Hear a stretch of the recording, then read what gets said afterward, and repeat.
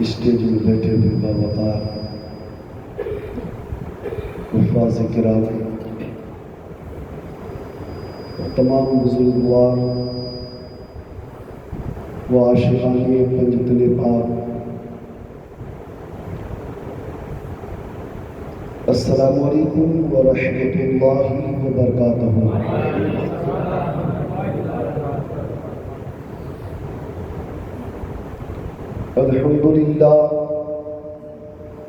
الحمد لله رب العالمين والعاقبة للمتقين والصلاة والسلام على رسوله الأنبياء والمرسلين وعلى آله وصحبه وشهداء ملته أولياء أمته أجمعين، أما بعد فأعوذ بالله من الشيطان الرجيم، بسم الله الرحمن الرحيم، إن الدين عند الله الإسلام،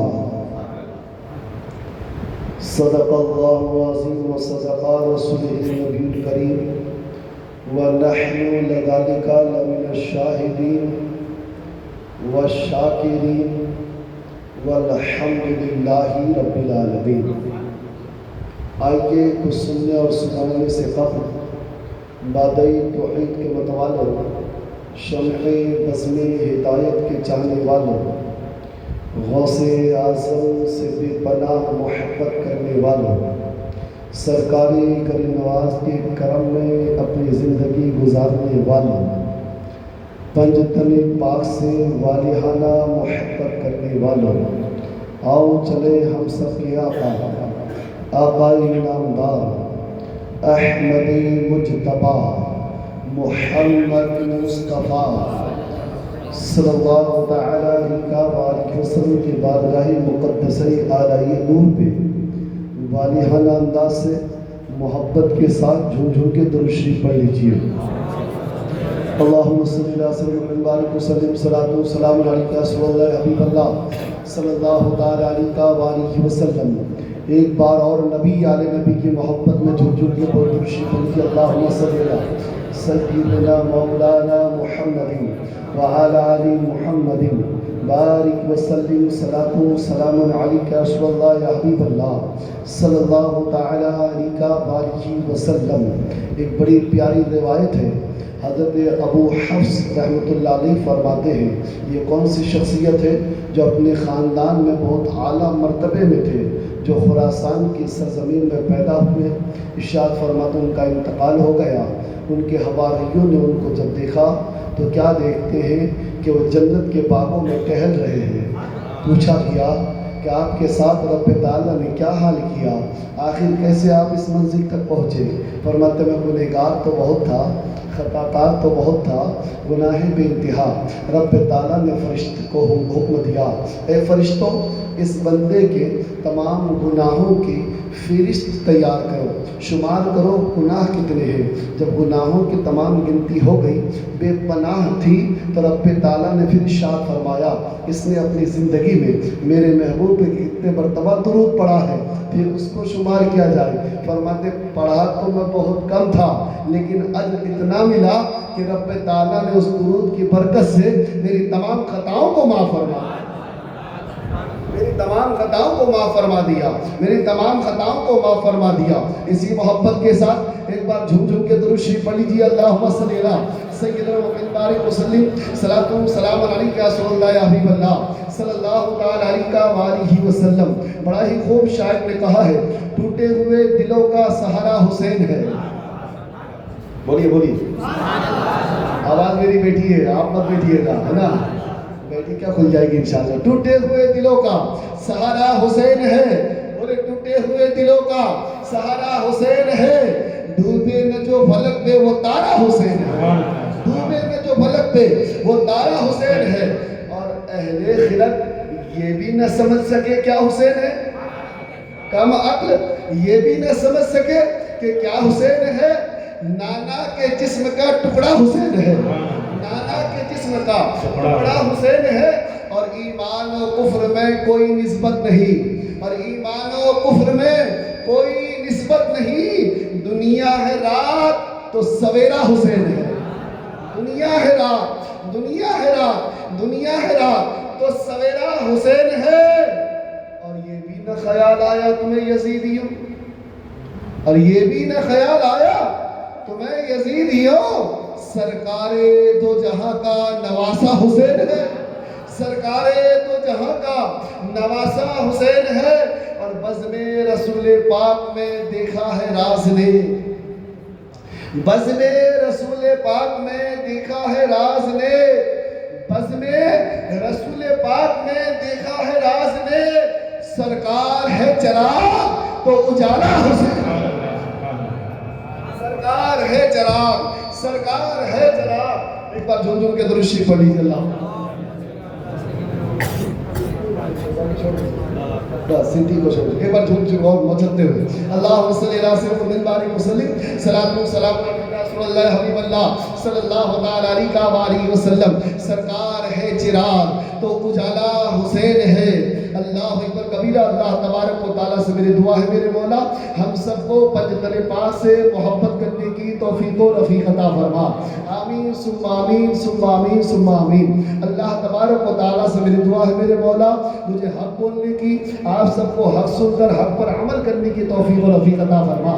آج میں نے الگ ایک موضوع کا عنوان لے رکھا ہے، ان الدین عند اللہ اسلام۔ لوگ یہ سوچیں گے پنجتن پاک کی محفل ہے، حضرت کو تیسری رات میں کربلا سنانا چاہیے تھا، آخر یہ کون سا موضوع لے کر کے آغاز کر رہے ہیں؟ میں نے کہا بے شک موضوع کہیں بھی ہو نوری صاحب کی الحمدللہ موضوع پہ ہی بات ہوا کرتی ہے انشاءاللہ۔ ان الدین عند اللہ اسلام، یہ سب کی فرمائش تھی کہ حضرت آپ تو خصوصی باتوں کا ذکر کیجئے گا، جبکہ بڑے بڑے علماء کرام جس میں اپنی زبان کو خاموش رکھتے ہیں، بڑے بڑے مصنفین اپنے قلم کو وہاں پہ رکھ دیتے ہیں اور کہتے ہیں اللہ بہتر جانتا ہے کہ کیا ہوا تھا جنگ جمل میں، کیا ہوا تھا جنگ صفین میں۔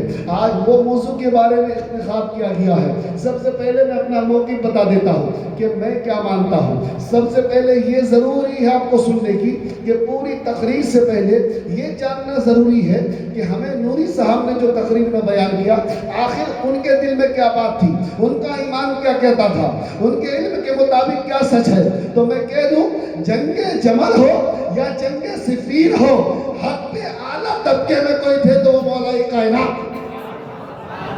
یہ میرا موقف ہے، یہ میرا ایمان ہے اور اسی پہ میں مکمل ہوں۔ جتنی دلیلیں ہو ان کی دلیل دینے کے لیے میں تیار ہوں۔ آج کی مکمل تقریر کا جواب دار میں خود ہوں انشاءاللہ۔ آپ مکمل طریقے سے سنیے گا۔ اہم تاریخ ہوتی ہے تو اطمینان سے سنا جاتا ہے، جب بات تاریخ کی ہو تو اطمینان سے گفتگو سنی جاتی ہے۔ ان الدین عند اللہ اسلام، بے شک اللہ کے نزدیک سب سے پسندیدہ جو دین ہے وہ دین اسلام ہے۔ اس کے قوانین برحق ہے، تاریخ برحق ہے، اول سے لے کے آخر تک۔ اگر کہیں ہے سچائی پہ مبنی کوئی دین تو وہ دین اسلام ہے۔ اللہ تبارک و تعالیٰ نے اسی دین کو پسندیدہ دین کہا ہے۔ کہا قرآن پاک میں اللہ رب العزت نے ارشاد فرمایا وہ اسلام ہے، اس کو سیکھنے والے رسول کائنات کی ذات ہے، اس کو نکھار پیدا کرانے والے حضرت ابوبکر صدیق کی ذات ہے، اس کو خوشبو دے کر کے ہر جگہ پہنچانے والے عمر فاروق کی ذات ہے، اور اس میں مکمل طور پہ طاقت ہر طریقے سے جوش و خدمت کرنے والے حضرت ذوالنورین حضرت عثمان غنی کی ذات ہے، اور شجاعت کے ذریعے سے جس کو سجا کر کے نکھار دیا عالم اسلام میں اس کا نام مولا کائنات حضرت علی کی ذات ہے۔ اللہ اکبر کبیرہ۔ جو حسن سے سجائے اسے امام حسن کہتے ہیں، جو صبر سے سجائے اسے امام حسین کہتے ہیں، جو دنیا بھر میں بکھیر دے اسے آل رسول کہتے ہیں، جو دنیا بھر میں بکھیر دے اسے آل رسول کہتے ہیں۔ چاہے وہ امام زین العابدین کی ذات ہو، چاہے امام جعفر کی ذات ہو، چاہے محمد کی ذات ہو، چاہے تقی کی ذات ہو، چاہے حضرت علی نقی کی ذات ہو، چاہے حسن عسکری کی ذات ہو، چاہے حسن مصنع کی ذات ہو، چاہے غوث اعظم کی ذات ہو، چاہے وہ غنی نواز کی ذات ہو، چاہے وہ غوث اعظم کی ذات ہو، چاہے وہ محبوب الہی کی ذات ہو، چاہے وہ مخدوم پاک کی ذات ہو، چاہے وہ صابر پاک کی ذات ہو، سب پہ نگاہ پڑی تو اعلیٰ حضرت کا وہ شعر کافی ہے، تیری نسل پاک میں ہے بچہ بچہ نور کا، تو ہے عین نور تیرا سب گھرانہ۔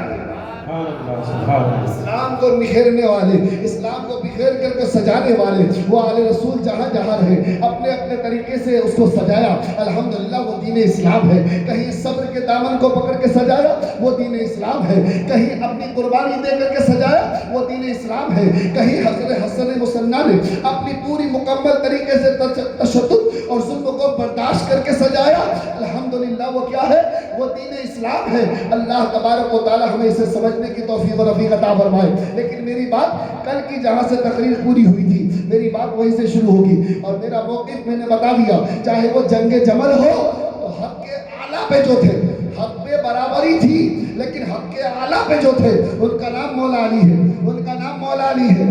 جو مانگ تھی وہ بھی سچائی پہ مبنی ہے، جو مانگ کی جا رہی تھی حضرت عائشہ کی جانب سے وہ بھی سچائی پہ مبنی ہے، جو مانگ کی جا رہی تھی حضرت امیر معاویہ کی جانب سے وہ بھی سچائی پہ مبنی ہے، جو حضرت طلحہ نے مانگ کی تھی وہ بھی سچائی پہ مبنی ہے، حضرت زبیر نے مانگ کی تھی وہ بھی سچائی پہ مبنی ہے، حضرت عبد الرحمن بن عوف نے تبصرہ کیا تھا وہ بھی سچائی پہ مبنی ہے، حضرت عمرو بن عاص نے مانگ کی تھی وہ بھی سچائی پہ مبنی ہے۔ تاریخ سنو دل کھول کر کے، اللہ تبارک و تعالیٰ سے میری دعا ہے مجھے سچ بولنے کی توفیق و رفیق عطا فرما، اور ہم سب کو اس پر عمل کرنے کی توفیق و رفیق عطا فرما۔ میں بہت زیادہ بہترین طریقے سے سمجھانے کی کوشش کروں گا، یہ بھی توجہ رکھوں گا کہ کسی کا ایمان ادھر ادھر نہیں ہونا چاہیے، کیونکہ جو بھی صحابی ہے وہ جنتی ہے، جو بھی صحابی ہے وہ جنتی ہے۔ اللہ کے رسول نے ارشاد فرمایا میرے امتیوں میں 73 فرقے ہوں گے، ان میں سے ایک جنتی، پہچان بتائی گئی، وہ انا علیہ وہ اصحابہ وہ ہی الجماعتی، جو میرے طریقے پہ ہو، میرے صحابہ کے طریقے پہ ہو، وہ سب سے بڑی جماعت ہوگی، وہی جنتی ہوگی۔ 73 فرقہ، اس میں سے ایک جنتی۔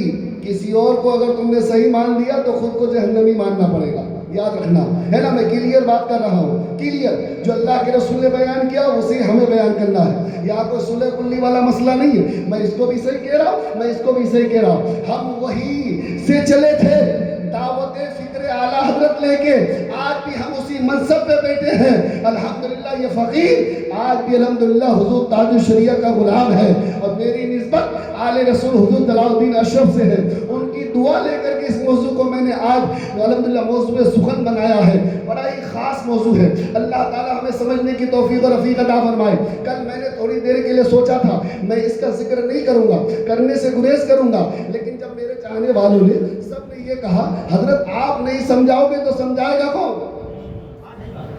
میں نے کہا بے شک یہ تو حق ہے نا، حضرت آپ نہیں سمجھاؤ گے تو سمجھائے گا کون، آپ نہیں بتاؤ گے تو بتائے گا کون، ہمارے ایمان کی سلامتی کیسے ہوگی، ہمارے اپنے ایمان کی حفاظت کیسے کریں گے۔ میں نے کہا دیکھو کل میں نے جہاں سے تقریر مکمل کی تھی اب میں وہیں سے آغاز کرتا ہوں۔ میں نے کیا کہا تھا کہ حضرت ابو علی شاہ قلندر نے چبائے ہوئے پان کو لعاب مبارک کے ساتھ عطا کر دیا تو جتنے بھی پانی پت میں بانجھ تھی وہ سب کے سب صاحب اولاد ہو۔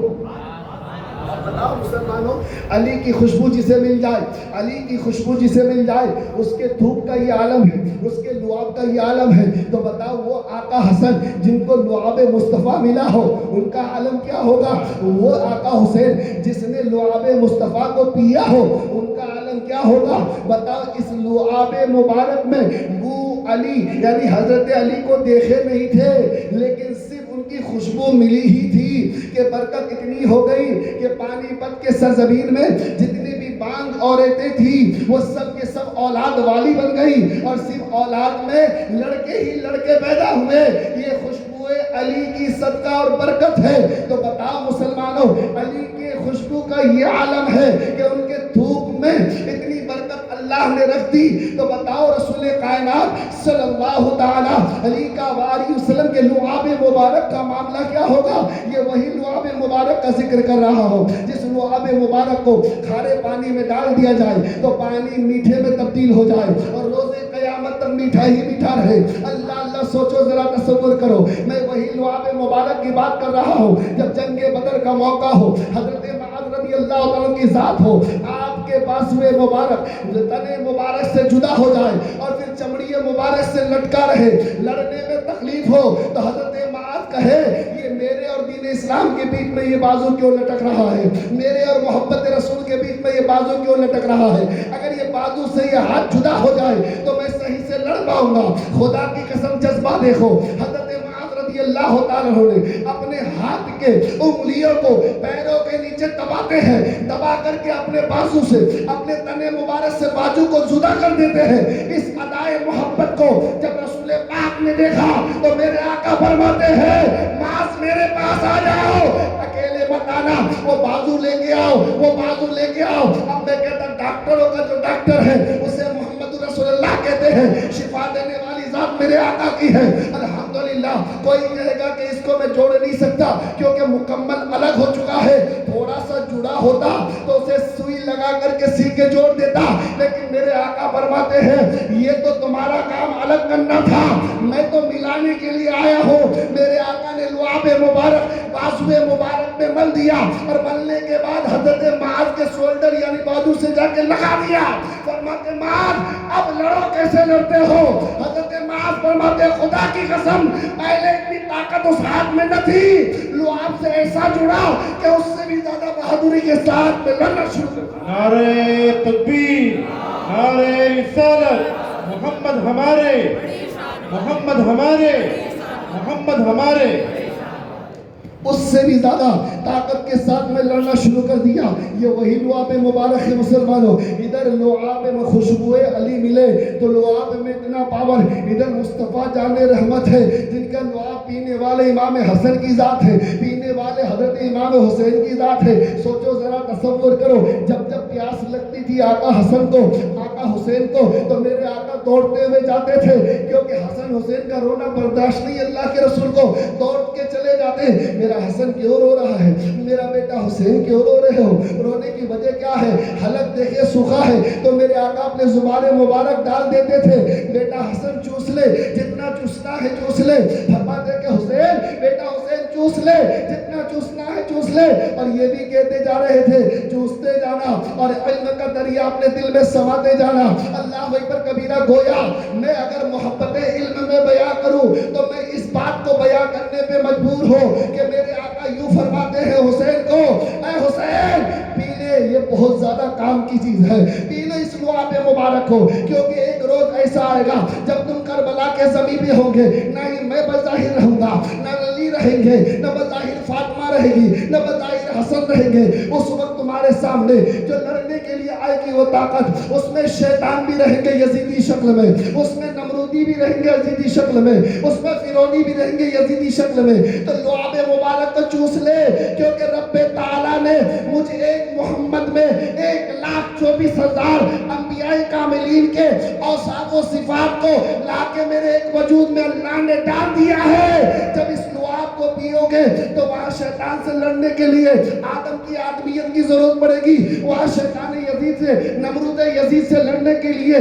تمہیں حضرت ابراہیم کی خلت کی ضرورت پڑے گی، تمہیں فرعونی یزید سے لڑنے کے لیے تمہیں موسیٰ کے جلال کی ضرورت پڑے گی۔ اللہ اکبر کبیرہ، میرے آقا فرماتے ہیں گویا یوں حسین میرے لعاب کو چوس لے تمہیں آدم کی آدمیت مل جائے گی، میرے لعاب کو چوس لے تمہیں ابراہیم کی خلت مل جائے گی، میرے لعاب کو چوس لے تمہیں موسیٰ کا جلال مل جائے گا، میری لعاب کو چوم لے تمہیں عیسیٰ کا تقویٰ مل جائے گا، میرے لعاب کو چوس لے یہ حضرت یوسف کا حسن مل جائے گا، تو میرے لعاب کو چوس لے زکریا کی شہادت کا رتبہ اور جذبہ مل جائے گا۔ تم جب پیو گے تو ہر نبی کے کوالٹی جو اللہ نے میرے ایک وجود میں ڈال دیا ہے وہ سب چیز تمہارے جسم میں جا کے وجود۔ یہی تو لعاب مصطفیٰ کا مطلب ہے، یہی تو لعاب مصطفیٰ کا مطلب ہے۔ میرے آقا جانتے تھے نا، میرے آقا کو علم بھی ہے ایک دن کربلا قائم ہونا ہے۔ اب کربلا کیوں قائم ہوا تھا؟ وجہ کیا تھی؟ اس کی وجہ بیعت کرنا تھا نا، اس کی وجہ کسی کو حاکم ماننا تھا نا، اس کی وجہ اسلام کے بات کو کسی کے ہاتھ میں دے کر کے اس کے وجود کو سلام کرنا تھا نا، ان کے طریقے پہ چلانا اسلام کو، اسی کو آئیڈیل ماننا تھا نا۔ یہی تو بات تھی مسلمانوں۔ حضرت آقا حسین نے کیا فرمایا؟ اے یزید تو فاجر ہے، اے یزید تو نافق ہے، اے یزید تو ظالم ہے، اے یزید تو جابر ہے، تو زنا خور ہے، تو شرابی و کبابی ہے، تو ہر بدخور ہے۔ اسے تاریخ نے کافر نہیں لکھا۔ لوگ سوچتے ہیں کافر کیوں نہیں لکھا؟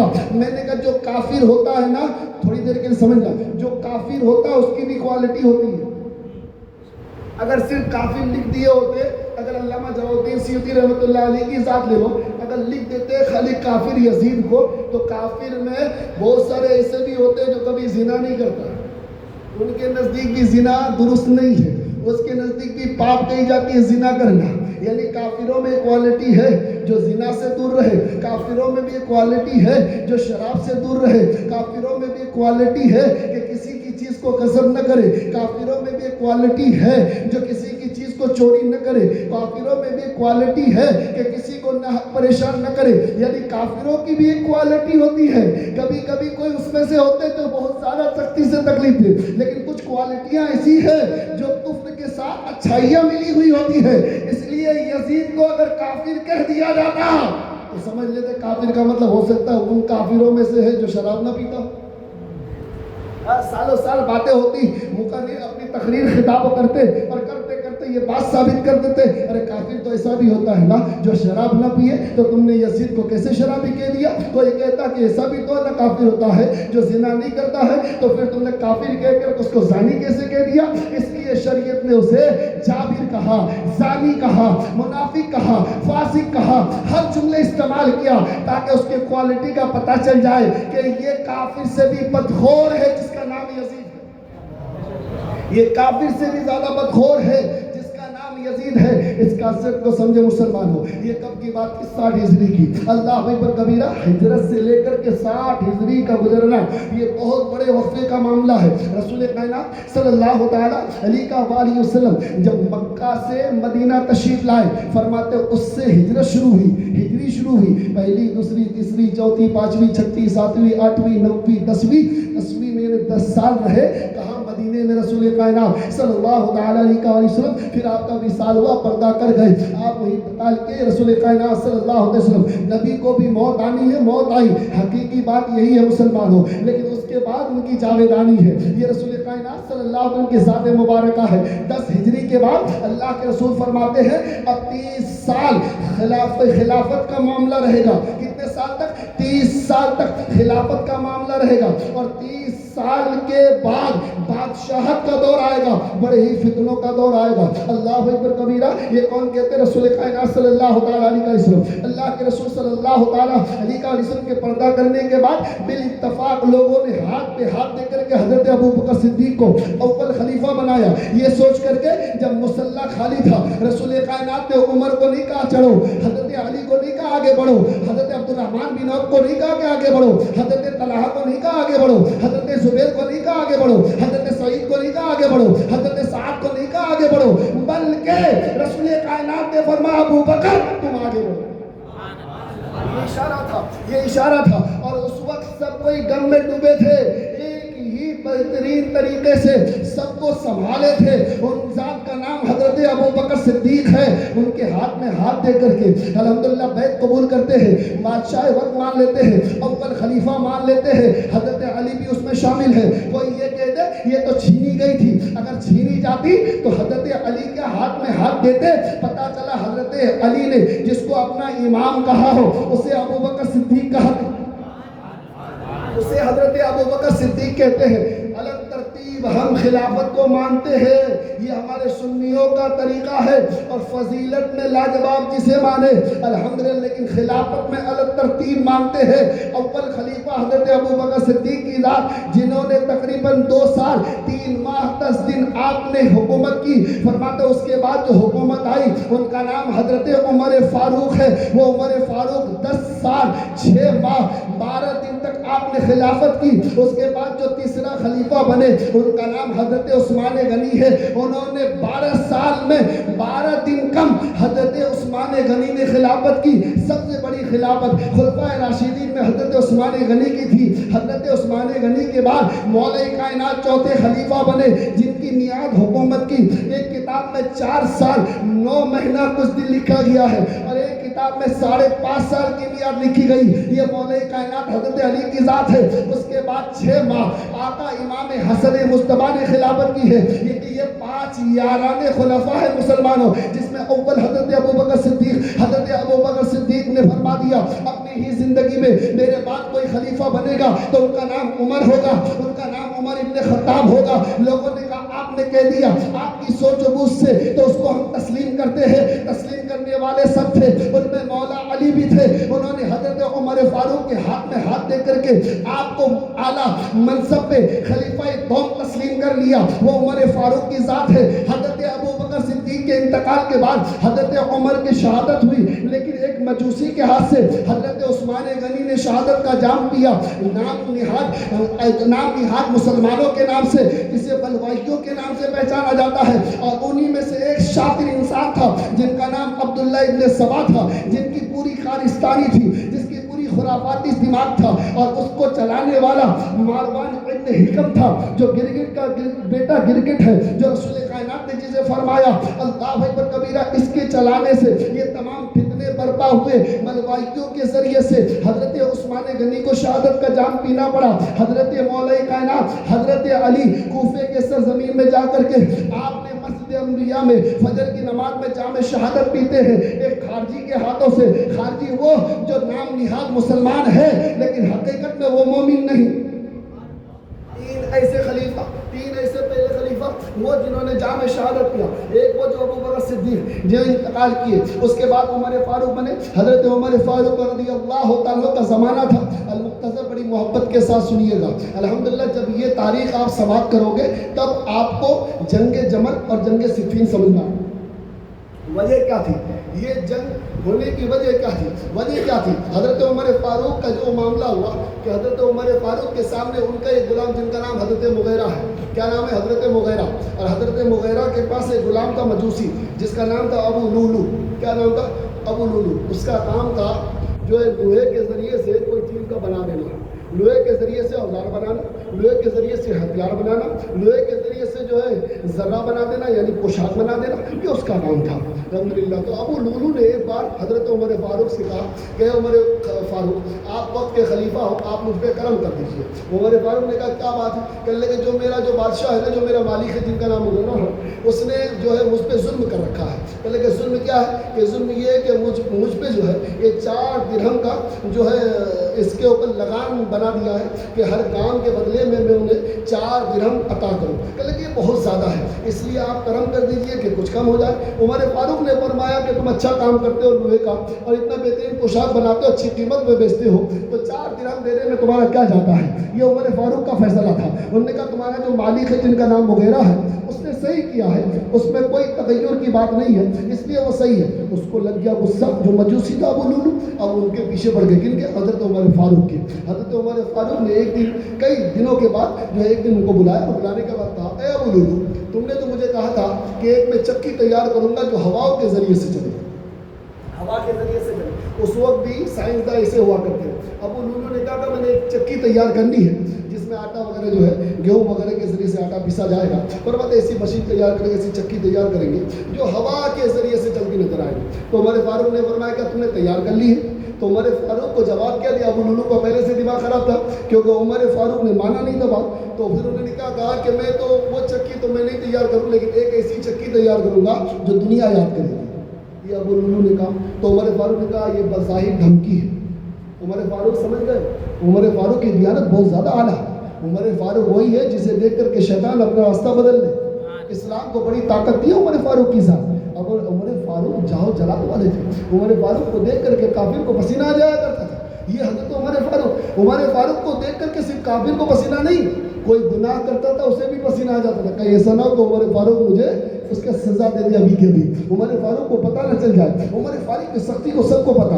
اب ابو لولو جو تھا اس نے کیا کہا کہ ایک ایسی چکی تیار کروں گا جو سب پوری دنیا یاد کرے۔ تو ابو لولو نے ایک ہتھیار تیار کیا اور اس ہتھیار میں بہت باریک پیس کر کے زہر کے کچھ چیزوں کو لگا دیا کہ ایک بار خنجر سے وار ہو تو سامنے والا نہ بچے۔ تو پھر کیا، فجر کی نماز کے وقت جب حضرت عمر فاروق نماز پڑھانے کے لیے مسجد نبوی میں تشریف لے گئے، فرماتے آپ کا یہ طریقہ تھا وہی جو سنت رسول، یعنی اللہ کے رسول فرماتے جب میں امامت کے لیے مصلی پہ کھڑا ہوتا تو سب سے پہلے میں صفوں پہ نگاہ ڈالتا۔ اللہ کے رسول فرماتے اور جب کسی صحابی کو میں ٹیڑھا دیکھا پاتا یہاں تک کہ اس کا سینہ ادھر ادھر ہو تو میں خود جاتا, اللہ کے رسول خود جاتے اور جانے کے بعد اس کو سیدھا کرتے, فرماتے سیدھے ہو جاؤ. سیدھا ہونا ضروری ہے, سیدھا نہیں ہوگا تو اللہ تعالیٰ تمہارے دل کو ٹیڑھا کر دے گا. یہ بھی حدیث ہے.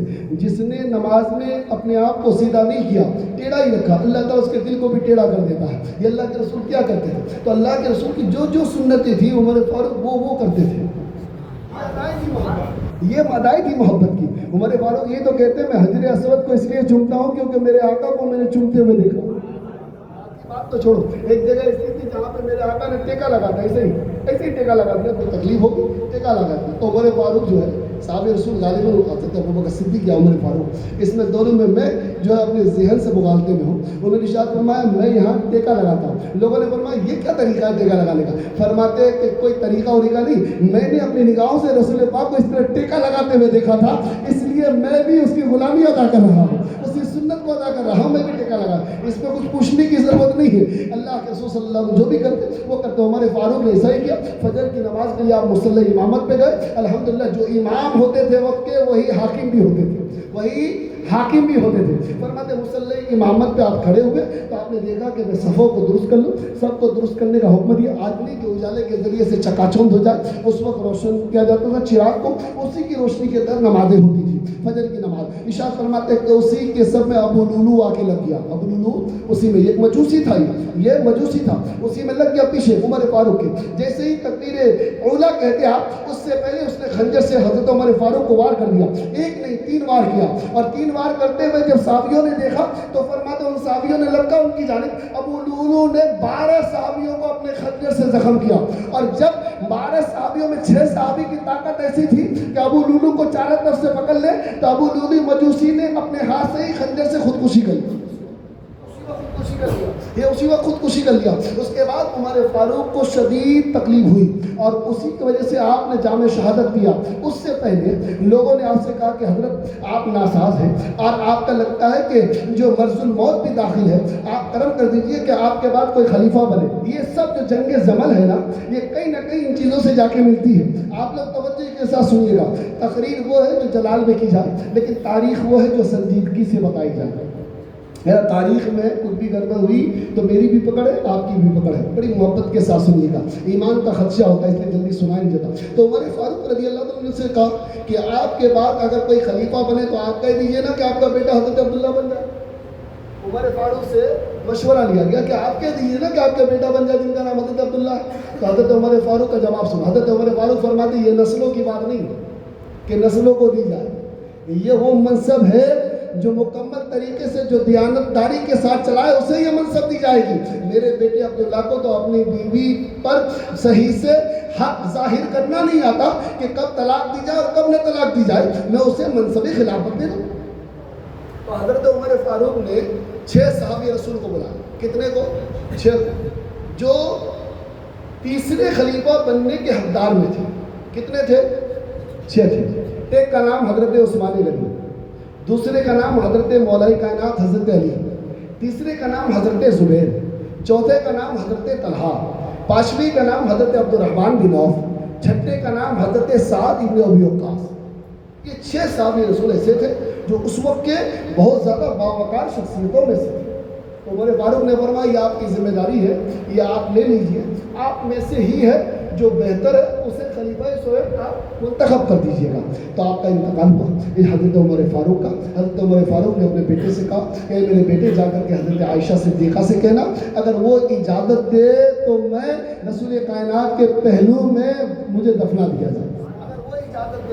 اگر وہ اجازت دے دو ام المومنین حضرت عائشہ صدیقہ کے اجازت سے یہ عمر رسول پاک صلی اللہ علیہ وسلم کے پہلو میں جا کر کے جو ہے مدفون ہوں گے. فرماتے اجازت لینے کے لیے حضرت عبداللہ گئے حضرت عائشہ صدیقہ کے بعد. حضرت عائشہ صدیقہ فرماتی وہ جگہ میری تھی لیکن عمر اتنے اچھے ہیں کہ میں نے اپنی جگہ انہیں عطا کر دیا.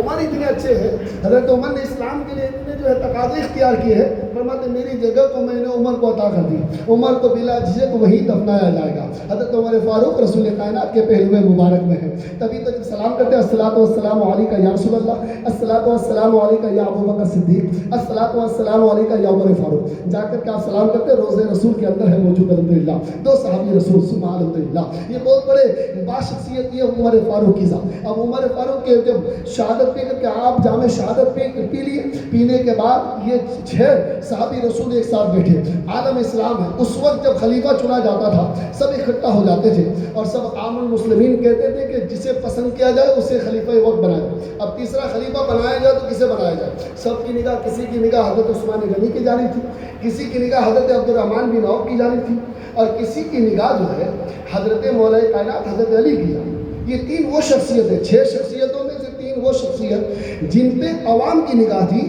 کہ ان میں سے ایک جو ہے یہ تیسرے خلیفے کے حقدار ہے.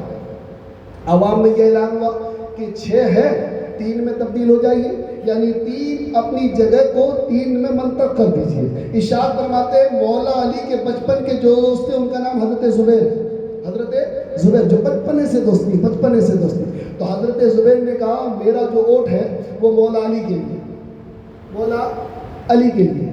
اب حضرت طلحہ جو ہے انہوں نے کہا جو میرا اوٹ ہے وہ حضرت عثمان غنی کے لیے. اور حضرت سعد ابن ابی وقاص تھے, انہوں نے کہا جو میرا اوٹ ہے وہ جو ہے حضرت عبد الرحمن بن عوف کے لیے ہے. اب 3 وہاں سے نکل گئے, اب 3 بچے تھے. اب عالم اسلام کے سامنے 3 ایسی شخصیتیں جن میں سے ایک کو تیسرا خلیفہ بنانا تھا. کتنا, کون سا خلیفہ؟ سوئم خلیفہ بنانا تھا. ارشاد فرماتے حضرت عبد الرحمن بن عوف کبھی عثمان غنی کو دیکھے تو کبھی مولا علی کو دیکھے.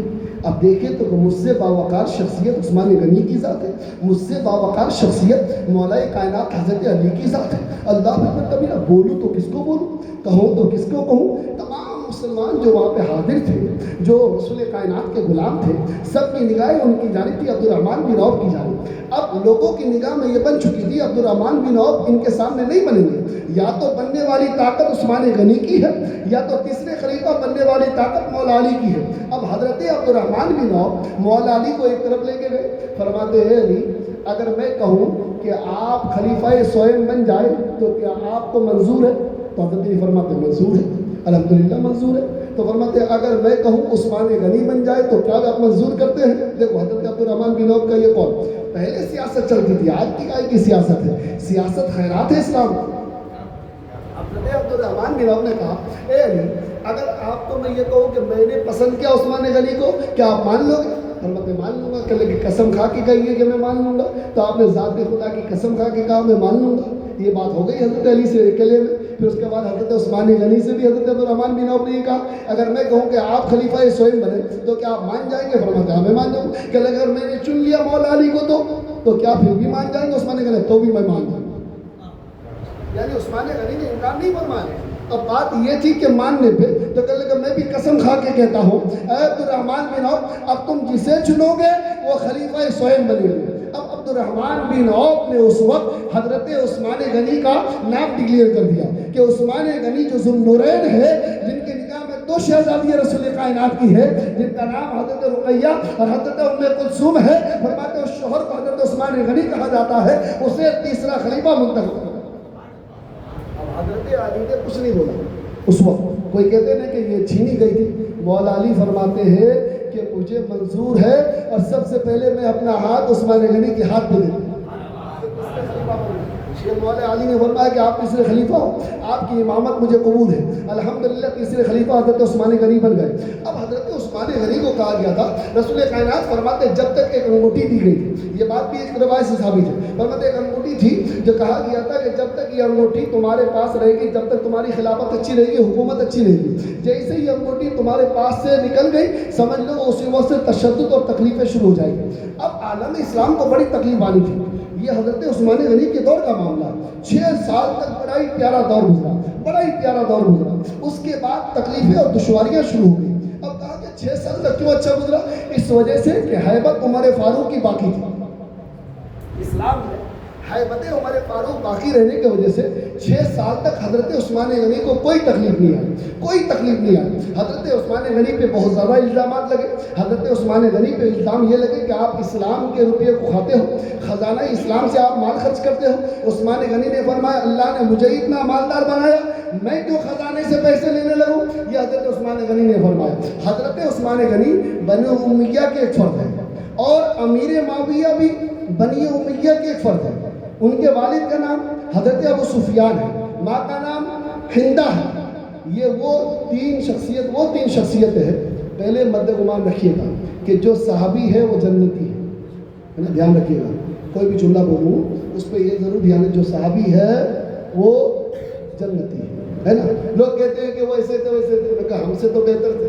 उन्होंने अपनी निगाहों से रसूल कायनात को ईमान की हालत में देखा। लेकिन बताओ अबू सुफियान और हिंदा और हज़रत अमीर माविया ये जो है ईमान जो कबूल किए वो 8 हिजरी फतेह मक्का के ऊपर। उससे पहले जंग बदर में रसूल कायनात के सामने लड़ते हुए नजर आए, वो अबू सुफियान के साथ है, वो हज़रत अबू सुफियान के साथ है। जंग खंदक उठा के देखें, रसूल कायनात के अपोजिट में लड़ते हुए नजर आए, वो अबू सुफियान अमीर माविया के साथ है।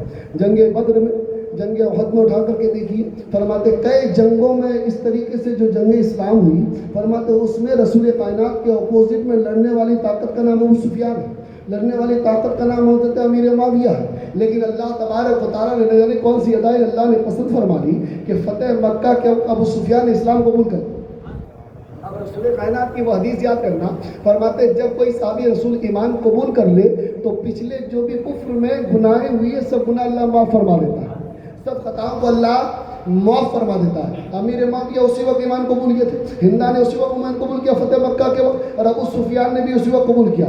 और अबू सुफियान की तमाज़त व आला व बुलंदी को देख करके साहबी रसूल का या रसूलल्लाह अलैहिस्सलाम इन्हें जो है इज़्ज़त बड़ी रास आती है, इज़्ज़त बड़ी। कोई कहता है ना कि इज़्ज़त दे दो तो वो कुछ भी कर ले, इज़्ज़त दे दो तो कुछ भी कर ले, ना हो तो भी करना शुरू कर दे। तो रसूल पाक ने फरमाया अबू सुफियान अमान में है, और जो अबू सुफियान के घर में रहेगा वो भी अमान में रहेगा, वो भी अमान में रहेगा। या तो अपने जो है चेहरे को ऊंचा कर ले, है ना, जिसे कहते हैं रमल करना, फरमाया अकड़ के चलना ना, तो ये उसी की देन है फतेह मक्का की। जब मक्का फतेह किया तो अल्लाह के रसूल ने फरमाया कि पहचान करो उसकी जिसे खुशी है। तो अल्लाह के रसूल ने फरमाया उसे कैसे पहचानी जाएगी? फरमाते जो अकड़ के चले, जो सीना तान के चले, जो सीना तान के चले।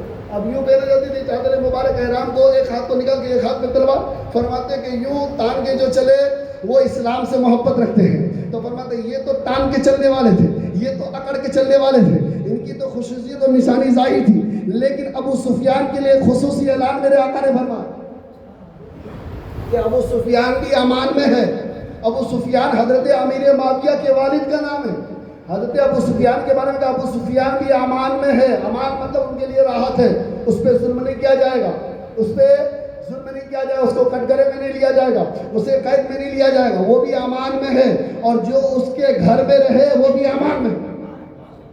ये मर्तबा हज़रत अबू सुफियान और हज़रत अमीर माविया और हिंदा ने ये ईमान जो कबूल किए थे वो फतेह मक्का के कबूल किए थे। ये बनी उमैया में से थे, और ये कहीं ना कहीं चचाजाद भाई है। अमीर माविया जो है ना, ये हज़रत उस्मान गनी के चचाजाद भाई है, ये भी याद रखिएगा। ये तमाम सहाबा जो थे आपस में कहीं ना कहीं रिश्तेदार थे। हज़रत तला की ले लो तो वो भी रिश्तेदार थे हज़रत मौला कायनात की। हज़रत ज़ुबैर को ले लो तो हज़रत तलहा से रिश्तेदारी थी। हज़रत अब्दुर्रहमान बिन औफ को ले लो तो हज़रत उस्मान गनी से रिश्तेदारी थी। अल्लाह अकबर कबीरा। इस तरह रसूल कायनात ने अपनी बेटी जिनको दी वो उस्मान गनी है, अल्हम्दुलिल्लाह। हज़रत उमर फारूक से रिश्ता रसूल कायनात का, ये सब रिश्तेदारियों से मिले हुए थे, एक दूसरे से जुड़े हुए थे। इनकी जंजीरें अलग अंदरूनी जुड़ी हुई थी। अल्लाह अकबर। ये मारवान बिन हिकम जो बिल्कुल मुकम्मल जुड़ा हुआ था किससे? हज़रत उस्मान गनी से। हज़रत उस्मान गनी में खास, बिल्कुल ख़ास जो है सिपे सलार का नाम मरवान बिन हिकम है, जो हमेशा जो है कुछ ना कुछ बातें उल्टा पुल्टी बताया करता था, बहुत ज़्यादा खिलाफत वाली और बहुत ज़्यादा चीनी गोई वाली बातें अगर सिखाने वाली कोई ज़ात है तो मरवान बिन हिकम है। मरवान बिन हिकम आकर के जो है बताया करता था, और चुगलियाँ करना, किसी और की ग़ीबतें करना, उस्मान गनी को बता देना और कहना कि आप बूढ़े हो चुके हो, आपको क्या पता है कि क्या क्या हो रहा है बाहर। ये उस्मान गनी के मोरे मुकम्मल माइंड को सेट किया जाता था, उसका नाम मरवान बिन हिकम था। अल्लाह हज़रत उस्मान غنی کو بہت زیادہ تکلیفیں شروع ہو گئی. مصر کی سرزمین جو ہے وہ حضرت عمرو بن عاص نے ان کو فتح فرمایا تھا. حضرت عمرو بن عاص یہ صحابی رسول ہے لیکن چتر بہت چالاک ہو. اللہ اکبر کبیرہ. کوئی جملہ ایسا میرے زبان سے اگر نکل جائے تو اللہ معاف کرے, لیکن اللہ تبارک و تعالیٰ معاف کرے. یہ ایسے تھے جو بہت چالاکی کی حد پار کر دیتے تھے. ان کا نام حضرت عمر ابن عاص ہے. حضرت عمر ابن عاص جو چالاکیوں میں بھی انتہا اعلیٰ رتبہ رکھا کرتے تھے. حضرت عثمان غنی نے مصر کو دیکھا کہ مصر میں حضرت عمر بن عاص سے ان کا بڑا مرتبہ ہے, اسے حضرت عمر فاروق نے جو ہے وہاں مقرر کیا ہے. تو عثمان غنی کو مروان بن حکم جا کر کے بولا کرتا تھا کہ جاؤ جو عمر فاروق کے جو چاہنے والے جہاں منتخب ہے نا اس کو وہاں سے ہٹا دیجیے. اگر نہیں ہٹائیں گے تو وہاں کی جو حکومت ہوگی وہ مولا علی کے تابع دار بن جائے گا. اس لیے یہ آپ کو خطرہ ہے. اس لیے ان شخصیتوں کو وہاں سے ہٹا دیجیے. جب زیادہ دن حکومت کے جو ہے کرسی میں بیٹھتے ہیں تو اسے اس کا اقتدار پسند آ جاتا ہے, اس کرسی سے محبت ہونے لگتی ہے. کہیں ایسا نہ ہو کہ آپ کے بوڑھاپے کو دیکھ کر کے وہ جو ہے تعزل اور تنازل کر بیٹھے, اس لیے آپ اس کو گرا دیجیے. تو حضرت عمرو بن عاص جو مصر کے گورنر تھے اسے ہٹا کر کے حضرت عبداللہ ابن سرے کو لے جا کر کے وہاں داخل کر دیا. ان کو معزول کیا گیا اور اسی کرسی پہ فائز کر دیا گیا. حضرت عثمان غنی کے کہنے سے حضرت عبداللہ ابن سرے کو, حضرت عبداللہ ابن سرے ذرا جبر کرنے والے تھے, ذرا ظلم کرنے والے. مروان ابن حکم کی یہ چالاکی تھی کہ عبداللہ ابن سرے کو مصر کا گورنر بنایا جائے, اور حضرت جو ہے امیر معاویہ کو بھی حضرت عثمان غنی سے کے پہلے سے دور سے ہی جو ہے مصر کا گورنر بنا دیا گیا تھا. اور گورنری کا جو معاملہ رہا وہ 22 سال کا رہا. کتنے سال کا؟ 22 سال کا رہا. اور اس کے بعد جو آپ بادشاہ وقت بنے اس کی میعاد 19 سال 6 مہینے کی ہے. اتنی میعاد رہی. ایک گورنری میں رہے ملک شام میں جو گورنری میں امیر معاویہ رہے وہ حضرت عثمان غنی کے دور میں بھی رہے, مولا علی کے دور میں بھی رہے, امام حسن کے دور میں بھی رہے. 22 سال کی میعاد. اور اس کے بعد جو بادشاہ بنے وہ 19 سال 6 مہینے, کچھ مہینے اس میں تغاضر ہے, مطلب کچھ مہینے تک وہ بادشاہت کیا ہے. ان کا نام حضرت امیر معاویہ. حضرت امیر معاویہ وہی کاتب بھی ہے. امیر معاویہ جو ہے 70 جو صحابہ ہے جو اصحاب صفہ ہے ان میں سے ایک شخصیت کا نام امیر معاویہ ہے. عشرہ مبشرہ ہے ان میں سے ایک شخصیت کا نام حضرت امیر معاویہ ہے. حضرت امیر معاویہ کو میرے آقا بہت قریب رکھا کرتے تھے, وہ حضرت امیر معاویہ کی ذات ہے. ایسے ہی انسان بغیر پڑھ لکھ کر کے امیر معاویہ کی شان میں کوئی گستاخی کرے, اللہ اس کی ایمان کی حفاظت فرمائے. اللہ ان کی ایمان کی حفاظت فرمائے. اب سنیے مسلمان, حضرت عثمان غنی رضی اللہ عنہ نے حضرت عبداللہ ابن سرے کو کہا کہ مصر کا گورنر بنا دیا. میں اس لیے کہہ رہا تھا کہ جنگ جمل سننا آسان نہیں. جنگ جمل کو سنانے کے لیے تاریخ کو سننا ضروری ہے. شاید ہی کوئی سنے ہوں گے, اس میں 10% لوگ سنے ہوں گے. ان باتوں کو سننا ضروری ہے. وہ زیادہ دیکھتے ہیں انشاءاللہ کہاں تک سنا پاتے ہیں. حضرت عثمان غنی عبداللہ ابن سرہ کو جب مصر کے گورنر بنا دیا تو اس نے ظلم و تشدد زیادہ کر دیا. اور مصر میں اس وقت بھی صحابی رسول کی تعداد 700 سے زائد, تابعین کی تعداد بھی مصر کی تو بہت زیادہ. اور عمر فاروق کے دور میں ایران کو بھی فتح کر لیا گیا تھا اور افریقہ کو بھی فتح کر لیا گیا تھا, اور کئی ایسے دیشوں کو بھی فتح کر لیا. اسلام میں آ چکے تھے, مسلمانوں کی گرفت میں آ گئے تھے. یہ حضرت عمر فاروق کا صدقہ اسلام ہے الحمدللہ.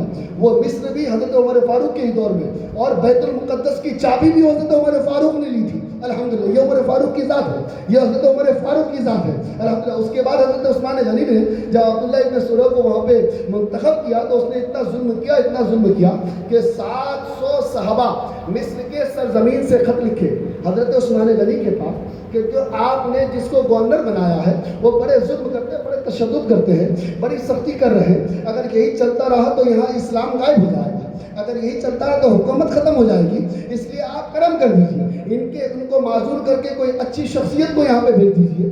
یہ جب خط بھیجے گئے عثمان غنی نے کوئی جواب نہ دیا, یا تو وہ یہاں تک پہنچا نہیں, یا مروان ابن حکم نے پہنچنے نہیں دیا, کیونکہ خطوں کی دعوت کا جو معاملہ تھا اس سے پہلے یہ مروان ابن حکم ہی دیکھا کرتا تھا, اس لیے وہاں تک پہنچنے نہیں دیا. اور ایک شاطر دماغ جو ایرانی آیا اس نے, جن کا نام عبداللہ ابن سبا ہے, جو بلوائیوں میں سے تھا اور شاطر تھا, جو اسلام کو ڈبانا چاہتا تھا, مسلمانوں کو منتشر کرنا چاہتا تھا. یہ تمام معاملہ ایک تو مروان ابن حکم کا تھا, ایک عبداللہ ابن سبا کا تھا, جو سبعی معاملے سے پائے جاتے تھے, سبعی خاندانی تعلق سے پائے جاتے تھے نامی سے, اور وہ جو ہے بلوائیوں میں سے تھے. اور وہ بلوائی سپاہی فوجی کہیں نہ کہیں مولا کائنات کے گروہ میں شامل تھے. یہ بہت سارا تغیر ہے. سنیے گا، مولا کائنات کے فوجیوں میں بلوائی شامل تھے. اب عبداللہ ابن سورہ کی جب شکایت آئی تو شکایت مانی نہیں گئی، پہنچائی نہیں گئی، عثمان غنی تک پہنچی نہیں. تو حضرت عثمان غنی تک 700 صحابہ مصر سے سفر کر کے آئے، اور سفر کر کے آنے کے بعد حضرت عثمان غنی کو پوری بات بتائی. تو حضرت عثمان غنی نے مولا کائنات حضرت علی کو بلایا، حضرت عبد الرحمن بن عوف کو بلایا، حضرت زبیر، حضرت طلحہ، حضرت سعد کو بلایا. بلانے کے بعد آپ نے مشورہ لیا. مشورہ لیتے تھے کہ آخر کیا کیا جائے. وہاں سے جو بزرگوار ہے وہ سب کے سب مصر میں پریشان حال ہے. اگر یہ صحیح رہا تو اسلام بدنام ہو جائے گا، اس لیے کوئی بہترین ٹھوس فیصلہ لیا جائے. تو مولا علی فرماتے ہیں آپ ایک کام کیجئے. مولا علی اگر کوئی فیصلہ سناتے تو عثمان غنی کبھی نہ نہیں کہتے تھے. یہ تعظیم حضرت عثمانی میں. حضرت عثمان غنی نے کے سامنے مولا علی نے فرمایا کام کیجئے، حضرت عبداللہ ابن جو سورہ ہے جو مصر کا گورنر ہے اسے معزول کر دیجئے. ان کی جگہ پہ میرا بیٹا جو سوتیلا بیٹا ہے، اب وہ سوتیلا کیسے اس کو سماعت کرو، اس کا نام محمد ابن ابو بکر ہے. وہ حضرت ابو بکر صدیق کا بیٹا ہے. جب وہ بیوہ ہوئی، جب ان کا انتقال ہوا، حضرت ابو بکر صدیق وصال کر گئے. اس کے بعد جو ان کی بیوی بنی وہ بیوہ بیوی سے مولا علی نے شادی فرمائی. فرماتے انہی کا بیٹا محمد ابن ابو بکر ہے، اور مولا علی کی خدمت میں رہے تو اپنے بیٹے جیسی محبت کرتے. بہت زیادہ علم میں زیارت تھے وہ. تو محمد ابن ابو بکر کا نام مولا علی نے منتخب فرما دیا کہ مصر کے گورنر بنا کر کے محمد ابن ابو بکر کو بھیج دیجیے، اور ان کے ساتھ کہے جو ہے صحابیوں کو بھیج دیجیے، تابعی کو بھیج دیجیے، جو زرار ہو، ذہیب ہو، طاقتور ہو، جو بہت زیادہ جو ہے جوش و خروش والے ہو. فرماتے ٹھیک ہے، مان لی گئی بات. 70 صحابہ کرام کو حضرت محمد ابن ابو بکر کی قیادت کو لے کر کے، سواری دے کر کے، بڑی ساز و باز دے کر کے، خط دے کر کے، اپنی مہر ادا کر کے وہ لے کر کے بھیج دے کر جاؤ مصر میں یہ پیغام دے دینا اور یہ کہنا کہ آپ کو عثمان غنی نے معزول کر دیا ہے اور آپ کے جگہ پہ محمد ابن ابو بکر کو منتخب کر دیا. یہ بات ہو گئی. لیکن یہ بات مل گئی خبر کس کو؟ مروان ابن حکم کو. مروان ابن حکم سے بات کس کی ہوئی؟ عبداللہ ابن سبا کی. اب سبعی جو تھے وہ بہت زیادہ شاطر تھے. اس نے کہا مسلمانوں کو متفرق کرنا ہے. تو عبداللہ ابن سبا نے کہا کہ چلے کام کرتے ہیں کہ اسی کا الٹا چال چلتا ہے. اسے کہتے ہیں سیاست. یہ سیاست چلائی جا رہی ہے. عبداللہ ابن سبا نے مروان سے مل کر کے ایک جو ہے خادم تیار کیا، مال و دولت سے اسے خرید لیا. ایک تیز ترار سفر کرنے والے کو اس کو پسند کیا، جو راستے کی بڑی اچھی معلومات رکھتا تھا، جو اس کو پورے گھرانے کو خرید لیا. اور خریدنے کے بعد اسے ایک سواری دی گئی، جو سواری حضرت عثمان غنی کی تھی. توجہ، حضرت عثمان غنی کی جو سواری تھی وہ دی گئی. جو کاغذ حضرت عثمان غنی کے سلطنت میں استعمال ہوتے تھے اسی کاغذ کو مہر کے ساتھ نکال دیا مروان ابن حکم، اور اس میں تحریر عثمان غنی جیسی لکھ دیا. اور لکھنے کے بعد اس میں یہ لکھا کہ دیکھو یہ خط لے کر کے چلے جاؤ، مصر کا جو گورنر ہے جن کا نام عبداللہ ابن سورہ ہے اسے لے جا کر کے یہ خط دے دینا. اور خط دینے کے بعد یہ کہنا محمد ابن ابو بکر 700 صحابہ کے ساتھ آ رہے ہیں. یہ سب جو ہے لوگوں نے مجھ پہ بہت زیادہ ظلم کیا، بہت زیادہ لوگوں نے جو ہے تکلیفیں دی. اس کے بعد میں نے مجبوراً محمد ابن ابو بکر کو منتخب کیا ہے.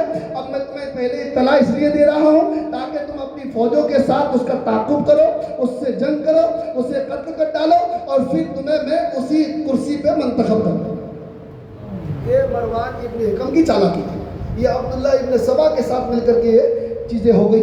اللہ اکبر کبیرہ. اب یہ جو خبر پہنچی عبداللہ ابن سورہ کو پہلے پہنچ چکی تھی. میری شکایت حاکم الوقت امیر المومنین حضرت عثمان غنی تک پہنچ چکی ہے. اور کس نے دیے کہ لگے 700 صحابہ نے. تو 700 صحابہ کو بلا کر کے عبداللہ ابن سورہ نے قتل کروا دیا. اب یہ خبر پہنچ کر کے حضرت علی نے فرمایا جلدی سے جاؤ، اے محمد ابن ابو بکر تم جلدی سے مصر کا گورنر بن جاؤ. جب یہ چلتے گئے تو وہ جو خریدا گیا ہوا غلام تھا وہ بہت زیادہ تیز رفتاری کے ساتھ سفر کرتا تھا، وہ آگے ہو گیا. جب آگے تو محمد ابن ابو بکر وہ بھی علم دیانت میں بہت زیادہ اعلیٰ تھے، وہ بھی بڑی باریکیاں دیکھتے تھے.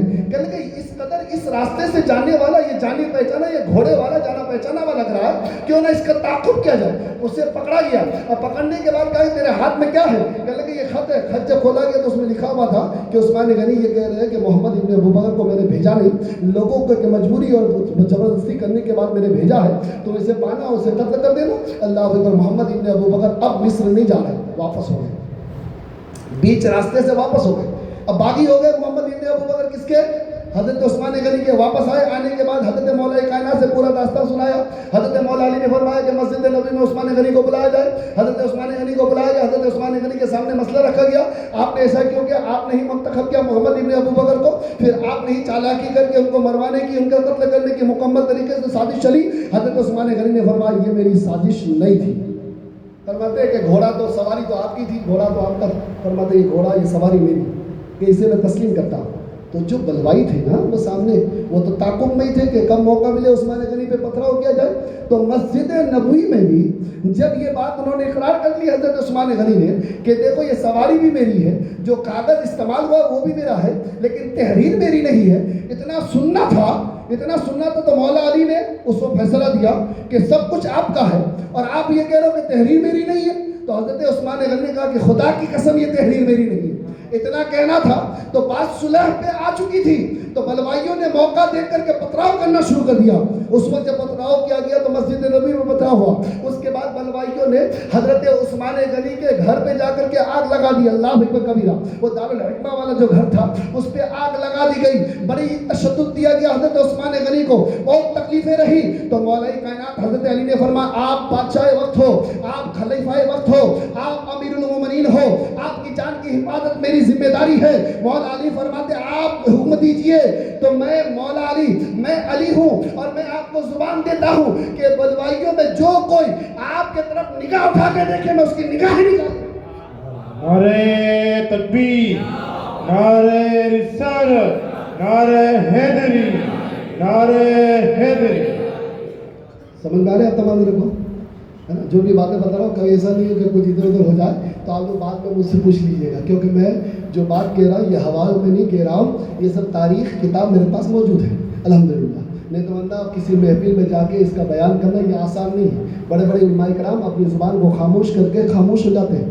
یہ وہ تاریخ ہے مسلمان. حضرت عثمان غنی پہ جب پتھراؤ ہوا نا تو مولا علی فرماتے آپ کرم کر دیا، آپ اجازت دیجیے.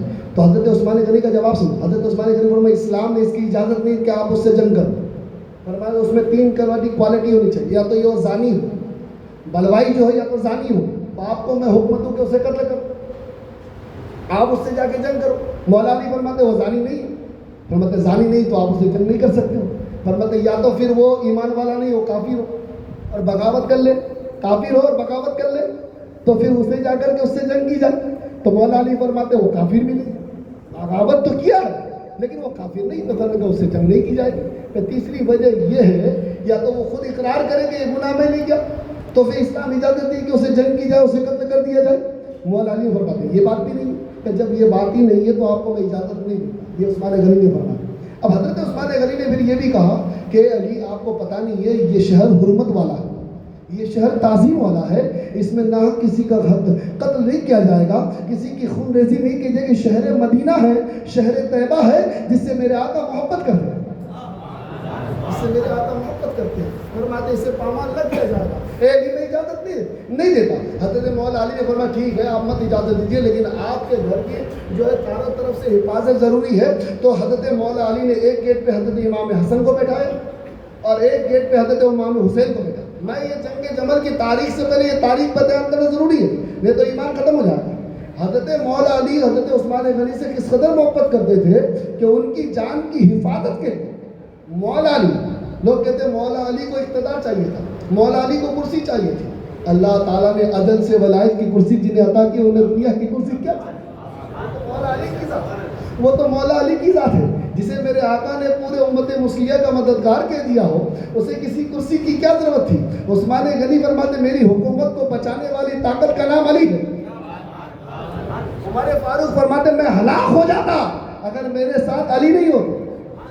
بتاؤ مسلمانوں، سوچو ذرا، تصور کرو، وہ علی کی ذات ہے جن کے ہونے سے حکومتیں چلا کرتی ہیں، جن کے ہونے سے اقتدار چلا کرتا ہے، جن کے ہونے سے جو ہے پاور چلا کرے، اسے مولا علی فرماتے. مولا علی فرماتے حسن تم اس گیٹ پہ کھڑے جاؤ، حسین تم اس گیٹ پہ کھڑے جاؤ. مروان بھی رکھنے کا مجھے بھی حکومت دے دیجیے کرنے کا تم دروازے پہ کھڑے رہنا. تو کیا وہ بلوائیوں نے تعاقب کیا؟ اب بلوائیوں کے ساتھ جو عبداللہ ابن سبا ہے اس نے جو خاص چنندہ بلوائیوں میں سے کچھ لوگ تھے جو منافقین تھے، جو اس میں شامل ہو چکے تھے، جو اسلام کو انتشار میں تبدیل کرنا چاہتے تھے، جو مدینے کی حرمت کو پامال اور بدنام کرنا چاہتے تھے، ان میں سے وہ بلوائی تھے. تو اس اس میں محمد ابن ابو بکر کا خیال آیا یہی بدلہ لینے کا وقت، کیونکہ محمد ابن ابو بکر وہ ہے جسے مصر کا گورنر بنا کر کے بھیجا جا رہا تھا۔ اب وہ تو مان چکا تھا کہ سواری ان کی تھی تو فیصلہ انہیں نہیں سنایا ہوگا۔ تو محمد ابن ابو بکر نے کہا یہ صحیح طریقہ ہے، میں بلوائیوں کے ساتھ مل جاتا ہوں، اور جب بلوائی جو ہے حملہ کرے گا حضرت عثمان غنی پہ اس وقت میں بھی شامل ہوں۔ بلوائیوں نے چاروں طرف سے تیر اندازی کرنا شروع کر دیا، تیر ایسا مارا کہ حضرت امام حسن بھی اس میں گھائل زخمی ہوئے، مروان ابن حکم بھی جو ہے زخمی ہوا۔ جب چاروں طرف سے ہنگامہ ہو گیا، جب چاروں طرف سے ہنگامہ ہو گیا، اس عالم میں محمد ابن ابو بکر کو ایک گھر یاد تھا کہ جس گھر سے ایک راستہ ہے، جس راستے کے گلی کو فلانگ مارتے ہوئے عثمان غنی کی حویلی میں جائی جا سکتی ہے، تو اس نے دو بلوائی جو بہت زیادہ تندرست تھا اسے پکڑا، جو نقاب پوش تھا، جو چہرے بندے ہوئے تھے، دو کو پکڑا کہ لگا میرے ساتھ چلو، ایک گھر جانتا ہوں، اس گھر کے ذریعے سے چھلانگ مار کر کے عثمان غنی کے گھر میں گھس جائیں گے اور وہاں سے وقت کا فائدہ اٹھا کر کے ان پہ حملہ کر دیں گے۔ تو اس وقت حضرت عثمان غنی کی طبیعت علیل تھی، اور حضرت عثمان غنی کی خدمت کے لیے ان کی بیوی جن کا نام حضرت ناہلہ ہے وہ ان کے ساتھ موجود تھی۔ وہاں پہ کمرے کے اندر، حجرے مبارک کے اندر ان کی بیوی حضرت ناہلہ وہاں پہ موجود تھی جو خدمت کر رہی تھی حضرت محمد ابن ابو بکر۔ میں آپ کو کہہ رہا ہوں نا، بڑے ادب سے نام لینا ہے، یہ صحابی رسول ہے محمد ابن ابو بکر۔ یہی تو کہا گیا تھا کہ جب جنگ صفین میں قتل کر رہے تھے تو بھی کہہ رہے تھے جنتی ہو، اور جو مارے جا رہے تھے اسے بھی کہا جا رہا تھا جنتی ہو۔ ایسے ہی منصب کو نہیں سمجھو گے، ایسے ہی یہ معاملے سمجھ میں نہیں آئے گا۔ جو مر رہے ہیں وہ بھی جنتی ہے اور جو مار رہے ہیں وہ بھی جنتی ہے۔ یہ کیسا معاملہ تھا؟ اسی لیے لوگ گریز کرتے ہیں ان چیزوں کو بتانے میں۔ تو حضرت عثمان غنی کے حجرے کے اندر کون پہنچ گئے؟ محمد ابن ابو بکر، ہاتھ میں جو ہے خنجر ہے، اور دو سپہ سالار جو بلوائیوں میں سے ہے، عبداللہ ابن سبا کے بھیجے ہوئے گنڈے ہیں، وہ گنڈے جو ہے اندر گئے، اور جانے کے بعد حضرت عثمان غنی کے داڑھی مبارک کو جا کر کے محمد ابن ابو بکر نے کس کے پکڑ لیا، اور جیسے ہی کس کے پکڑا تو حضرت عثمان غنی نے دیکھ لیا کہ یہ محمد ابن ابو بکر کا چہرہ کھلا تھا، یعنی مطلب کوئی جو ہے آپ نے ڈھانپ نہیں رکھا تھا اپنے چہرے کو، جو دیکھنے میں پتہ چلے کہ تم ابو بکر کے بیٹے ہو، ابو بکر مجھ سے میری عزت کرتا تھا، تو کیا اس کا بیٹا ہو کر کے تمہارا فریضہ نہیں کہ میری عزت کرو؟ کیا آج ابو بکر ہوتے تو تم ایسا کرتے؟ اتنا کہنا تھا، محمد ابن ابو بکر پیچھے ہو گئے۔ محمد ابن ابو بکر نے داڑھی مبارک کو چھوڑ دیا اور ادب کے ساتھ پیچھے ہو گئے، معذرت خواہ ہوئے پیچھے ہو گئے۔ جب پیچھے ہونا تھا، لیکن بات کیا ہوئی یہ بلوائیوں کو پتہ نہیں۔ بلوائی تو اپنے منصوبے سے آیا تھا، اس کو تیار کر کے عبداللہ ابن سبا نے بھیجا تھا، اس کو مکمل چالاکی کے ساتھ مروان ابن حکم نے بھیجا تھا کہ عثمان غنی کے اوپر حملہ کرنا ہے، ہر حالت میں کرنی ہے، تبھی مسلمان منتشر ہوں گے، تبھی مدینے میں واویلا آئے گا، تبھی مدینے میں جنگیں شروع ہوگی۔ اللہ اکبر کبیرہ۔ وہ دونوں جو نقاب پوش تھا وہ پیچھے سے گیا، وار کر دیا حضرت عثمان غنی پہ، وار کرنا تھا حضرت عثمان غنی، آپ شہادت کا جام وہاں پہ پی لیتے ہیں، وہ عثمان غنی کی ذات ہے۔ حضرت ناہلہ کس کو دیکھی؟ محمد ابن ابو بکر کو، وہ چھلانگ مار کے باہر ہو گئے۔ تب طرف سے حضرت مولا علی تشریف لے آئے۔ حضرت مولا علی نے دیکھا کہ تمام طرف سے جو ہے بلوائیوں نے ہنگامہ کر رکھا ہے، پتہ چلا حضرت عثمان غنی شہادت کا جام پی چکے ہیں۔ اللہ اکبر کبیرہ۔ ہر طرف افراتفری کا ماحول ہے، مدینہ اب صحیح سالم نہیں ہے، مدینے کے گلی گلی میں تکلیفیں شروع ہو چکی ہے۔ تو مولا علی نے پاور کو سنبھالا اور مولا علی فرماتے اب کرفیو لگایا جائے، مدینے کے سرزمین اب کرفیو لگ گیا۔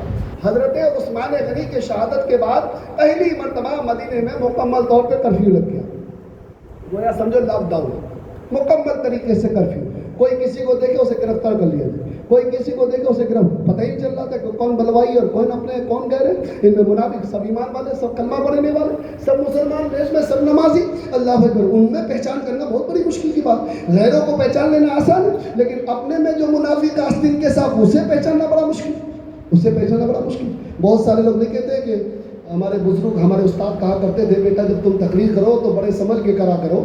بہت سارے لوگ محبت میں آتے ہیں اور بہت سارے لوگ امتحان لینے کے لیے آتے ہیں کہ بولنے والے صحیح بولنے کے لیے بولنے، تو اپنا اپنا طریقہ ہے۔ میں نے کہا اپن تو بولتے ہوئے چلو اچھی بات ہوگی، اللہ اس میں برکت اسے بھی عطا کرے گا اور مجھے بھی الحمدللہ۔ تو یہ میرے استاد کہا کرتے تھے۔ تو فرماتے جو اپنے ہوتے ہیں ان کو پہچانا بڑی مشکل ہوتا ہے۔ تو کرفیو لگا دی گئی۔ اب جب کرفیو لگا دیا گیا ہر طرف سے، تو حضرت عبداللہ نے کہا، حضرت طلحہ نے فرمایا اے علی جلدی سے قاتل حسین کو پکڑا جائے۔ حضرت زبیر نے کہا جلدی سے قاتل حسین کو پکڑا جائے۔ تو مولا علی فرماتے ہیں کہ ابھی اس معاملے پر کنٹرول کے لیے پاور حق کا ہونا ضروری ہے، किसी का मालिक बनना ज़रूरी है, किसी का बादशाह वक्त बनना ज़रूरी है, किसी का अमीरुल मोमिनीन बनना ज़रूरी है। जब तक वो बनेंगे नहीं, कुर्सी पे बैठेंगे नहीं, हुक्म कैसे देंगे? ये मौला अली की दूरअंदेशी थी, ये मौला अली की दूरअंदेशी थी। तो मौला अली ने फरमाया, ऐ तलहा तुम जल्दी मत करो, ये बात हुकूमत की है, ये सियासत की है, ये बड़ी अफरा तफरी का मामला है, सबसे पहले अमीरुल मोमिनीन मुंतखब कर लेते हैं। तो मौला अली ने ये नहीं कहा कि मैं जो है चौथा खलीफा बनूंगा, बल्कि हजरत अली फरमाते हैं, ए तलहा आप चाहो तो आप चाहरुम खलीफा बन जाओ, ऐ जुबैर आप चाहो तो आप बन सकते हो चौथा खलीफा। और हजरत अब्दुर्रहमान के लिए भी ये कहा कि आप चाहो तो आप चाहरुम खलीफा बन सकते हो। ये आपने ऑफर दिया। जब हुकूमत मुकम्मल हो जाएगी, जब एक इख्तिदार की कुर्सी पे बैठ जाएगा, तो उसके जो दबदबा होगा उससे बलवाई टलने लगेगी। ये हजरत मौला अली का कहना था। लेकिन हजरत तला कहने लगे नहीं जल्दी करो। जब जल्दी करने के चक्कर में ये बात जाहिर हुई कि हजरत जो नाहिला है, जो हजरत उस्मान गनी की बीवी है, उन्होंने कातिल को पहचान लिया। अब ये बात मशहूर हो गई, कहाँ पे? मदीने के सरजमीन में ये बात मशहूर हो गई कि उन्होंने पहचान लिया। अब उनको बुलाया गया, मौला अली ने बुलवाया। बुलवाने के बाद फरमाते पर्दे में उनसे पूछा गया, ये बताइए आपने किसको देखा है? आपने किसको देखा? लेकिन मैंने मोहम्मद इब्न अबू बकर को देखा कि उन्होंने दाढ़ी मुबारक को पकड़ा और उन्होंने तशद्दुद किया। इतना कहना था, खामोश हो गई वो, उससे आगे नहीं बोली, उससे आगे बोली नहीं, हिम्मत ही नहीं हो रही थी। मौला अली के सामने बोलना ये बहुत बड़ी बात है, हिम्मत ही नहीं हो रही थी बोलने की आगे।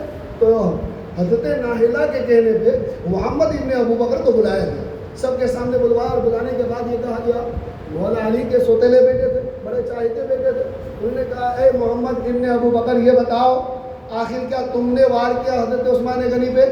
तो फिर मोहम्मद इब्न अबू बकर ने कसम खाई कुरान की और अल्लाह की, और ये कह के कहा अल्लाह की ज़ात की कसम कि मैंने सिर्फ दाढ़ी मुबारक हजरत उस्मान गनी पकड़ा ही था। उसके बाद उन्होंने जब मेरे वालिद की ताज़ीम के बारे में बयान किया तो मैंने छोड़ दिया, उसके अलावा मुझे कुछ पता नहीं। और ये तमाम बातें हजरत नाहिला ने अपनी निगाहों से देखा, हजरत नाहिला ने अपनी निगाहों से देखा। हजरत नाहिला से कहा ये सच कह रहे कि हाँ। फिर बाद में जो वार किए वो कौन थे? वो तो तुम्हारे ही साथी थे ना। मोहम्मद इब्न अबू बकर फरमाते उसे मैं नहीं जानता, वो तो नकाबपोश थे।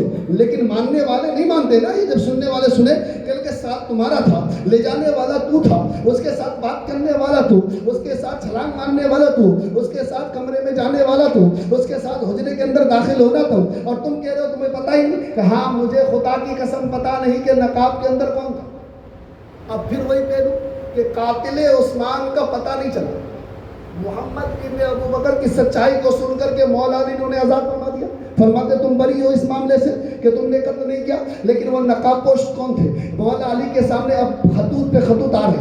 एक अमीर माविया का, अमीर माविया कौन? जो हजरत उस्मान गनी के चचेरे भाई हैं, उनके तरफ से ये खतूत आए कि आप जल्दी करें कि कातिले उस्मान गनी को तलाश करके या तो खुद सजा दें, या तो फिर उसका बदला लें, या तो फिर मेरे हवाला कर दें जल्दी से। ये हमें हजरत अली फरमाते कि सबसे पहले मामला ये है कि मुहाजिरों अंसार से पूछा जाए, जो वो तस्लीम करेंगे उसे इख्तिदार की कुर्सी पे बैठा दिया जाएगा। ये रसूल कायनात के बाद सबसे आला दर्जे में जो सहाबी थे उसे मुहाजिरों और अंसार कहा जाता था। उनका जो फैसला होता था उसे तस्लीम कर लिया।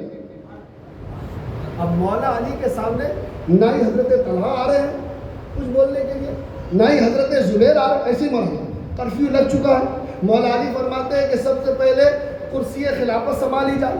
उस वक्त मुहाजिरीन और अंसार ने कह दिया, सरकार मौला अली को हम खलीफा तस्लीम करते हैं, अमीरुल मोमिनीन तस्लीम करते हैं। हजरत अली मुर्तज़ा मौला कायनात चौथे खलीफा बन गए। बनने के बाद आपने कहा, ऐ जुबैर क्या तुम मेरी खिलाफत से राज़ी नहीं हो? अगर नहीं हो तो मैं तुम्हें अमीरुल मोमिनीन बना देता हूँ। जुबैर ने कहा बात ऐसी नहीं है। हजरत जुबैर हजरत अली बचपन से खेले आए थे, तो आपने फरमाया जुबैर क्या तुम मुझसे राज़ी नहीं हो? हजरत जुबैर ने कहा मैं राज़ी हूँ, लेकिन मैं चाहता हूँ कि सबसे पहले कातिल उस्मान को पकड़ा जाए, क्योंकि वो अमीरुल मोमिनीन थे, क्योंकि वो वक्त का बादशाह थे। अगर उनका मामला معاملہ سچ نہیں ثابت ہوگا تو پھر آنے والے وقت میں اسلام کا چہرہ آنے والے لوگوں کو کیسے دکھایا جائے گا جو یہ کہیں گے کہ اتنے بڑے بڑے جیت صحابہ جن کے سامنے قاتل گھومے لیکن قاتل کو پکڑ نہ پائے تو اقتدار کیسے سنبھالیں گے؟ یہ حضرت زبیر کا کہنا تھا. سب اپنی جگہ صحیح ہے, سب اپنی جگہ اپنے مشورے اپنے عقل کے مطابق صحیح ہے. حضرت زبیر فرماتے اقتدار بعد میں, پہلے آپ قاتل عثمان کو پکڑیے. حضرت طلحہ فرماتے اقتدار بعد میں, پہلے قاتل عثمان کو پکڑیے. امیر معاویہ فرماتے یہ ہے خط میں لکھتے ہوئے کہے کہ بعد میں اقتدار, پہلے قاتل عثمان کو پکڑیے. یہ مولا علی ہے جو اقتدار کے کرسی پہ بیٹھ چکے ہیں. حضرت طلحہ کو بلایا گیا, حضرت زبیر کو بلایا گیا, کیا تم مجھے نہیں پہچانتے میں کون ہوں؟ اتنا کہنا تھا, یہ لہجے کو سننا تھا مولا علی کا. حضرت طلحہ کے چہرے میں پسینہ آیا, حضرت زبیر کے چہرے پہ پسینہ آیا. اس نے فرمایا کہ میں آپ کو ہی خلیفہ چہارم ماننے کے لیے تیار ہوں, دل سے آپ کو قبول کرتا ہوں, لیکن ایک شرط پہ کہ 1 مہینے کی آپ کو ہم نے مہلت دی. اس 1 مہینے کے اندر آپ کو قاتل عثمان پکڑنا پڑے, قاتل عثمان کو پکڑنا پڑے گا. اگر نہیں پکڑیں گے تو ہم بغاوت کریں گے. یہ جملے تھے کن کے؟ حضرت طلحہ کے, حضرت زبیر کے. 1 مہینہ گزر گیا لیکن مولا علی فرماتے ہیں ملے ہی نہیں تو اسے پکڑوں کیسے, سزا کیسے دوں؟ اسلام کا قانون ہے یا تو کوئی آئے اپنے گناہ کا اقرار کرے کہ میں گنہگار ہوں تو اسے سزا دی جائے گی, یا تو ثبوت ملے کہ فلاں گنہگار ہے, فلاں کو میں نے دیکھا ہے تو اسے سزا دی جائے گی, اسے جو ہے دنڈ دیا جائے گا, اس سے جو اس کا فدیہ لیا جائے گا, جو بھی اصول بنے گا اسلام کا وہ کیا جائے. لیکن یہاں کہیں سے کہیں تک سراغ نہیں تھا. یہاں تک یہ کہا گیا تھا کہ جو آئے تھے وہ چہرے پہ کپڑے بندھے ہوئے تھے, کوئی بولنے کے لیے تیار نہیں. اب یہ بات مشہور ہو گئی حضرت طلحہ و زبیر کے ذریعے سے کہ جو بلوائی مارنے کے لیے آئے تھے, شہید کرنے کے لیے, وہ کہیں نہ کہیں مولا علی کے فوجوں میں شامل تھے. یہ بات اور بڑی ہو گئی, یہ بات اور بڑی ہو گئی. تو حضرت طلحہ, حضرت زبیر نے جو 1 مہینے کی مہلت دی تھی وہ پار کر گیا. ابھی قاتل عثمان پکڑے نہیں گئے لیکن معاملہ بڑا ہی گرم تھا مدینے کے سرزمین میں. تو مولا علی نے اپنی راجدھانی جو ہے دارالخلفہ جسے کہتے ہیں, جہاں سے حکومت چلتی ہے, وہ اب تک مدینہ شریف, لیکن مولا علی نے اپنی راجدھانی کوفے بنا لیا. اس وقت فرماتے ہیں یہ تمام خط و کتابت, تمام فیصلے اب کوفے کے سرزمین میں ہوں گے کیونکہ معاملہ بڑا منتشر ہو چکا ہے. ناحق قتل کیے جانے والے معاملات سامنے آ چکے ہیں. کہیں ایسا نہ ہو کہ مدینے کے سرزمین جو ہے وہ خون سے لبریز ہو جائے, اس لیے اس کی حرمت کا ہمیں خیال رکھنا ہے. اس لیے راجدھانی جو ہے اسلام کی وہ جو ہے کوفہ بنا دیا جائے. اب مدینے کے سرزمین سے وہ دارالحکومت جو ہے وہ جا کر کے کوفے کے سرزمین میں بنا دیا گیا تاکہ وہیں سے خط و کتابت ہو, وہیں سے بادشاہت چلے, وہیں سے حکومت چلے, وہیں سے تمام چیزوں کے معاملہ پہ امور کام دیے جائیں, سب کام کے فیصلے وہیں سے کیے جائیں گے. یہ مولا علی نے فیصلہ کر دیا. اب حضرت طلحہ, حضرت زبیر نے جب موقع کا فائدہ اٹھایا, اس نے کیا دیکھا کہ مکے میں جانا ہے, اب حاجی حج کرنے جا رہے ہیں, اب صحیح موقع ہے حج کرنے کے لیے. جب حاجی جائیں گے تو ہم بھی چلے جائیں گے. کہاں؟ مکہ. اب مکے میں امیر المومنین ام المومنین حضرت عائشہ صدیقہ موجود ہے. کہاں پہ موجود ہے؟ اس وقت مکے کے سرزمین میں موجود. ایک عظمت والی خاتون, رسول کائنات صلی اللہ علیہ وسلم کی جوزہ, جن کا نام حضرت عائشہ صدیقہ, حضرت عائشہ بنت ابو بکر صدیق ہے, بہت اعلیٰ مرتبے میں. مکے میں ان کی بڑی عزت ہے. طلحہ کا اب شکایت مولا علی کی حضرت عائشہ کی بارگاہ میں کی جائے. حضرت زبیر, حضرت طلحہ کہاں چلے گئے؟ کہاں گئے؟ مکہ شریف حج کے ارادے سے. لوگ کہے کہاں جا رہے ہیں؟ وہ تو حج کے لیے جا رہے ہیں, بغاوت میں نہیں جا رہے, وہ حج کے لیے جا رہے ہیں. تو سب جانے دیے, مدینے سے مکہ تشریف لے گئے, حاجیوں میں شامل ہوئے, حج ادا کیے. حضرت عائشہ صدیقہ رضی اللہ تعالیٰ کے سامنے مکمل باتوں کو رکھے کہ علی جو ہے وہ اقتدار پہ پہلے ہے, وہ جو ہے تاخیر کر رہے ہیں قاتل عثمان کو پکڑنے میں. تو حضرت عائشہ صدیقہ نے فرمایا میری جانب سے خط لکھو اور کہو اے علی, سب سے پہلے امیر المومنین عثمان غنی کے جو قاتل ہے اس کو گرفت میں لی جائے. یہ حضرت حضرت عائشہ صدیقہ کی جانب سے خط آیا. اب کس کے بعد آیا؟ حضرت مولا علی کے پاس. اب مولا علی نے جیسے خط کو پڑھا تو حضرت مولا علی فرماتے خدا کی قسم نہ ہی میرا کوئی شروکار ہے اس قتل میں اور نہ ہی میں اسے جانتا ہوں. جب تک جانوں گا نہیں، پہچانوں گا نہیں، پکڑوں گا نہیں، تب تک سزا نہیں دے سکتا اور نہ ہی جھوٹا کسی پہ الزام لگا کے یہ بیان کر سکتا ہوں کہ یہی جو ہے عثمان غنی کو قتل کیے تھے. اب جب میں دیکھ نہیں پا رہا ہوں، میں جو ہے ثبوت نہیں پا رہا ہوں، کوئی کہنے کو تیار نہیں، کوئی ماننے کو تیار نہیں، کوئی اپنے گناہ کو اقرار کرنے کو تیار نہیں، تو مولا علی فرماتے میں کس کو ثابت کر دوں کہ یہ جو ہے قاتل عثمان غنی ہے. تو اس طریقے سے آپ نے بھی خط لکھ دیا. حضرت عائشہ صدیقہ کے بعد حضرت عائشہ صدیقہ کے کان میں حضرت طلحہ اور حضرت زبیر نے یہ بات بھی کہہ دی کہ ہم نے یہ بھی سنا ہے، یہ سیاست ہے، ہم نے یہ بھی سنا ہے، یہ صحابی رسول ہے، مگر یہ تمام سیاستیں چل رہی تھی اس میں. تو حضرت طلحہ حضرت زبیر نے یہ بات کہہ دی کہ ہم نے یہ بھی سنا ہے کہ مولا علی بھی اس میں شامل تھے اور مولا علی نے ان قاتلوں کو چھپا رکھا اپنے گروہ میں. اب حضرت عائشہ صدیقہ نے اس کی تحقیق تو نہیں کی. اب حضرت عائشہ صدیقہ نے خط لکھ دیا اگر آپ قاتل عثمان غنی میں تاخیر کریں گے تو اسلام اجازت دیتی ہے کہ آپ پر جنگ کا ارادہ کیا جائے. اب جنگ کی تیاری کے جو ہے خطوط لکھ دیے گئے. اس جنگ کا نام جنگ جمل ہے، یاد رکھیے گا. اب یہاں سے جنگ جمل کی ابتدا ہو گئی، بہت تاخیر ہو گئی ہے، 12 کا ٹائم ہو چکا ہے. آپ تمام ضرورت کہیں گے تو بات میں روک دی جائے گی انشاءاللہ. کیا پتہ 2 رات تک بتائی جائے گی. جنگ جمل کو بتانا آسان تو ہے نہیں، لیکن اور 10-15 منٹ آپ سن لیجیے. جنگ جمل سن لیجیے بس، پھر جنگ صفین انشاءاللہ کل ہوتا ہے. نہیں تو کل تو میں داستان کر وہ بلا سنانے والا تھا.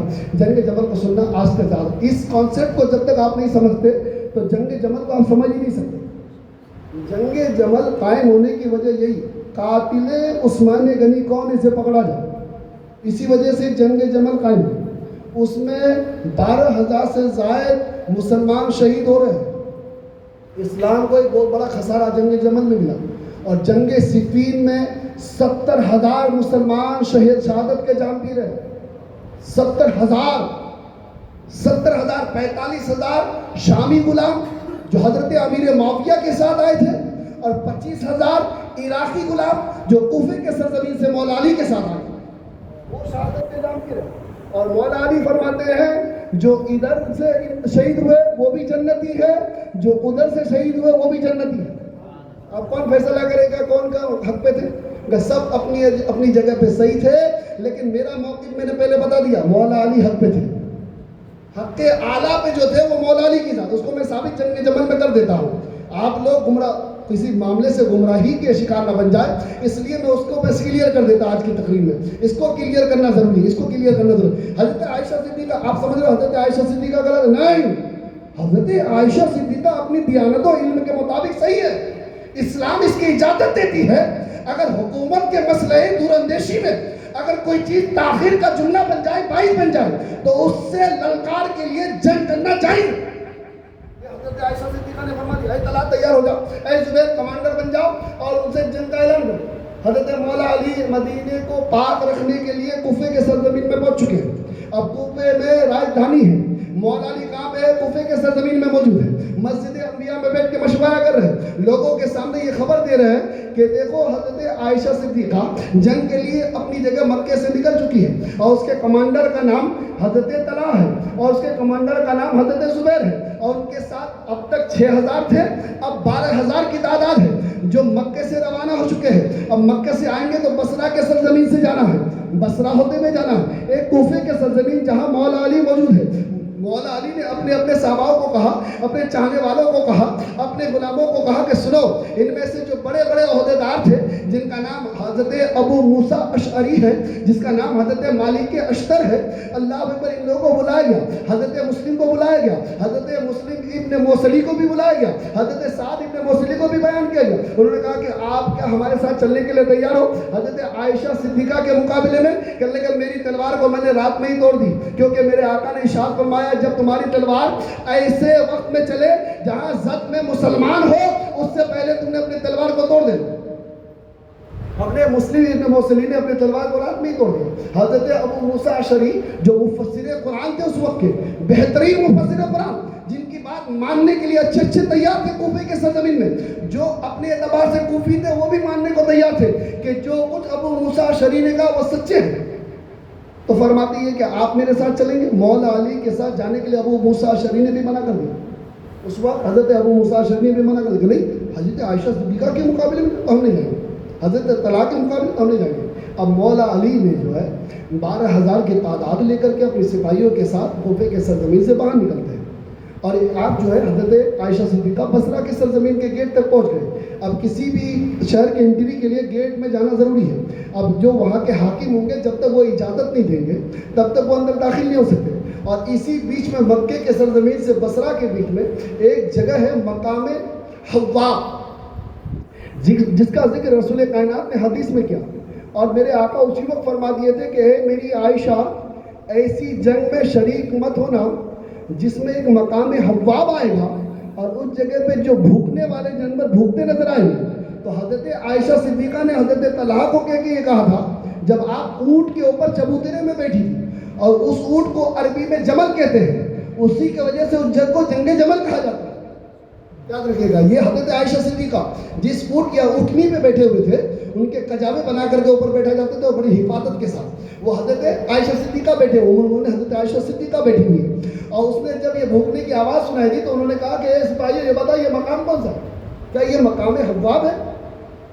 تو پھر ان میں بہت سارے شاطر ایسے بھی تھے، اگر میں بتا دوں کہ مقام حواب ہے تو رسول کائنات جو فرمایا اس کے تحت حضرت عائشہ واپس چلی آئی۔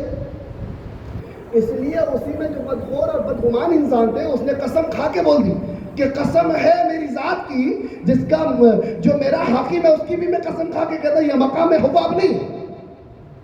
تو حضرت عائشہ صدیقہ نے پھر آگے بڑھو، اگر وہ بتا دیتے وہیں پہ کہ نہیں یہ مقام حواب ہے تو رسول کائنات کی وہ حدیث انہیں یاد آ چکی تھی، وہ رک جاتے، لیکن نہیں رکے، حضرت عائشہ آگے بڑھتے۔ جب بصرہ کے سرزمین ہوتے، بصرہ میں جو گورنر تھے ان کا نام حضرت عثمان بن حیف، اور حضرت عثمان حضرت علی کے محبین میں سے۔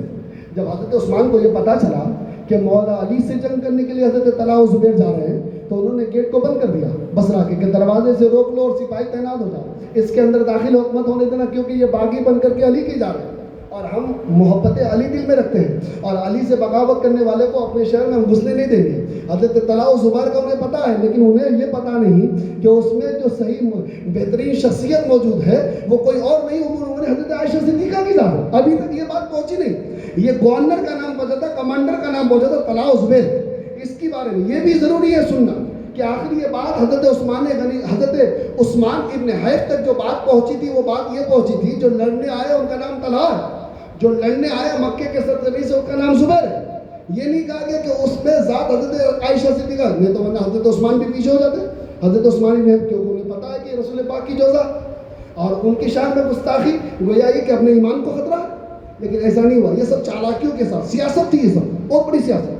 تو بصرے کے سرزمین میں جب ناکہ بندی کر دی گئی تو وہیں پہ ایک جنگ ہوئی، اور اسی جنگ میں بصرہ میں جو 12,000 کی تعداد میں بصرہ بسا ہوا تھا، عبداللہ ابن زبیر، حضرت جو طلحہ اور حضرت زبیر اتنے طاقتور صحابیوں میں سے تھے، اتنے طاقتور صحابی تھے کہ چند غلاموں کو لے کر کے آدھا بصرہ صاف کر دیا، آدھا بصرہ صاف کر دیا، یعنی 6,000 کی تعداد، بصرے میں کل ملا کے 12,000 کی تعداد ہی تھی، 6,000 کو ہی ختم کر دیا۔ حضرت کہا ہے وہ صحابی رسول ہے، اس کا بہترین وہاں پہ رول ہے۔ انہوں نے ارشاد فرمایا کہ یہ معاملہ بڑا خطرناک ہے، آئندہ آنے والے وقت میں بصرہ میں کوئی بچے گا ہی۔ اس لیے بہترین موقع ہے کہ حضرت طلحہ کو سمجھایا جائے، حضرت زبیر کو سمجھایا جائے کہ آپ کا معاملہ یہاں ارادہ نہیں ہے بصرہ آنے کا، بصرہ لڑائی کرنے کا نہیں ہے، آپ کا تو ارادہ حضرت علی کے پاس جانے کا ہے، آپ کا تو معاملہ حضرت علی کے پاس جانے کا، اس لیے آپ اپنا رخ ادھر کیجیے، یہ بصرہ کو چھوڑ دیے۔ بصرہ کو اگر آپ ناحق قتل کریں گے، ناحق قتل ان کا قصاص دینا پڑے گا۔ حضرت طلحہ بھی علم میں اعلیٰ تھے، حضرت طلحہ حضرت زبیر وہ شخصیت ہے جس کے بارے میں میرے آقا نے فرمایا جنت میں میرے کرسی سے لگی ہوئی جو کرسی ہوگی ان سب میں حضرت طلحہ بھی ہوں گے اور حضرت زبیر بھی ہوں گے۔ عام خیال لے کے مت چلے جانا، میں یہ جو باتیں بتا رہا ہوں کہ ایسا نہ ہو کہ ہمارا ایمان ڈوب جائے۔ رسول پاک نے جنت میں، اب جنت میں جہاں کرسی لگ گئے تو وہ جنتی ہوئے نا، ان خطاؤں کو خطائے اجتہادی کہتے ہیں، اور خطائے اجتہادی کا مطلب سزا دینا نہیں، خطائے اجتہادی پہ اللہ کا انعام ملتا ہے، یہ بھی یاد رکھنا ہے نا، یہ بہت بڑی بات ہے، ان کو بھی انشاءاللہ کبھی سمجھاؤں گا۔ خطا ایک اجتہادی ہے، اور اجتہادی خطا ہو جائے تو اللہ کا اس میں انعام ملتا ہے۔ خطائے پیغمبرانہ جیسے حضرت آدم علیہ نبی نے کی ذات، حضرت آدم علیہ نبی نا کو جب نکال دیا گیا تو فرماتا ہے یہ خطائے پیغمبرانہ ہے، الحمدللہ۔ تو وہاں سے باہر کر دیا گیا، لیکن اللہ تعالیٰ نے اس کے انعام کے بدلے میں اس کے توبہ کو قبول فرمایا۔ ادھر یہ خطا اجتہادی ہے جو حضرت طلحہ نے کی، حضرت زبیر نے کی، فرماتے قتل ہوئے، اور حضرت قہقہ نے سمجھا کہ یہ غلط معاملہ ہے، آپ کا ارادہ جو ہے کوفہ جانے کا ہے، مولا علی سے لڑنے کا ہے، اس لیے آپ آگے بڑھیں۔ فرماتے آگے بڑھے تو ٹیلے پہ جا کے کھڑے ہو گئے۔ کھڑے ہونے کے بعد حضرت طلحہ کو حضرت قہقہ نے سمجھایا، جس طریقے سے میں نے آپ کو سمجھایا آپ کو سمجھ میں آ گئی، اسی طریقے سے اگر آپ کے کہنے پہ میں مولا علی کو سمجھاؤں تو صحیح رہے گا۔ یہ حضرت قہقہ فرماتے ہیں کہ میں اگر جیسے آپ کو سمجھا آپ کو سمجھ میں آ گئی تو کیا یہی بات میں مولا علی کو مولا علی کا سامنا کرنا یہ آسان بات نہیں، جنگ کے لیے مولا علی کا سامنا کرنا یہ آسان تو نہیں ہے نا۔ یہ حضرت طلحہ کو بھی پتا، حضرت زبیر کو بھی پتا۔ حضرت زبیر تو بچپنا سے ساتھ میں رہے، حضرت زبیر کو تو پتا ہے بعد میں حیدر کرار میں کتنی طاقت ہے۔ مولا کائنات اگر شمشیر ذوالفقار نکالے تو پھر سپاہی کہے جائیں گے، یہ بھی پتا ہے، یہ حضرت عائشہ کو بھی پتا ہے، لیکن بات حق کی تھی، بات شریعت کی تھی، مرنا مٹنا قبول تھا، وہ صحابی رسول کی ذات تھی۔ فرماتے آگے بڑھو، فرماتے ٹھیک ہے آگے بڑھا گیا۔ ادھر جو ہے جنگ جمل میں ادھر جو ہے حضرت عائشہ کے ساتھ جس کے کمانڈر کا نام حضرت طلحہ ہے، حضرت زبیر ہے، ایک طرف مولا علی کی ذات ہے، ان کے ساتھ 12,000، اس میں صحابی بھی ہے، اس میں تابعی ہے، اس میں جو ہے عراقی بھی ہے، وہ تمام سپاہی موجود ہے، سامنے سامنے ہو گئے۔ فرماتے یہ ہے کہ جب نماز کا وقت آیا تو مولا علی نے فرمایا، اب اس جملے کو یاد رکھنا، مولا علی جنگ جمل میں موجود ہے، اب جنگ جمل میں موجود ہے، اب اس جنگ میں مولا علی فرماتے آذان ہو گئی، اے طلحہ میری ابتدا میں نماز پڑھو گے کہ الگ نماز پڑھو؟ ایک تو بلانا ایمان کی دلالت ہے، تم میرے پیچھے نماز پڑھو گے تو ایمان کا مکمل ذمہ داری۔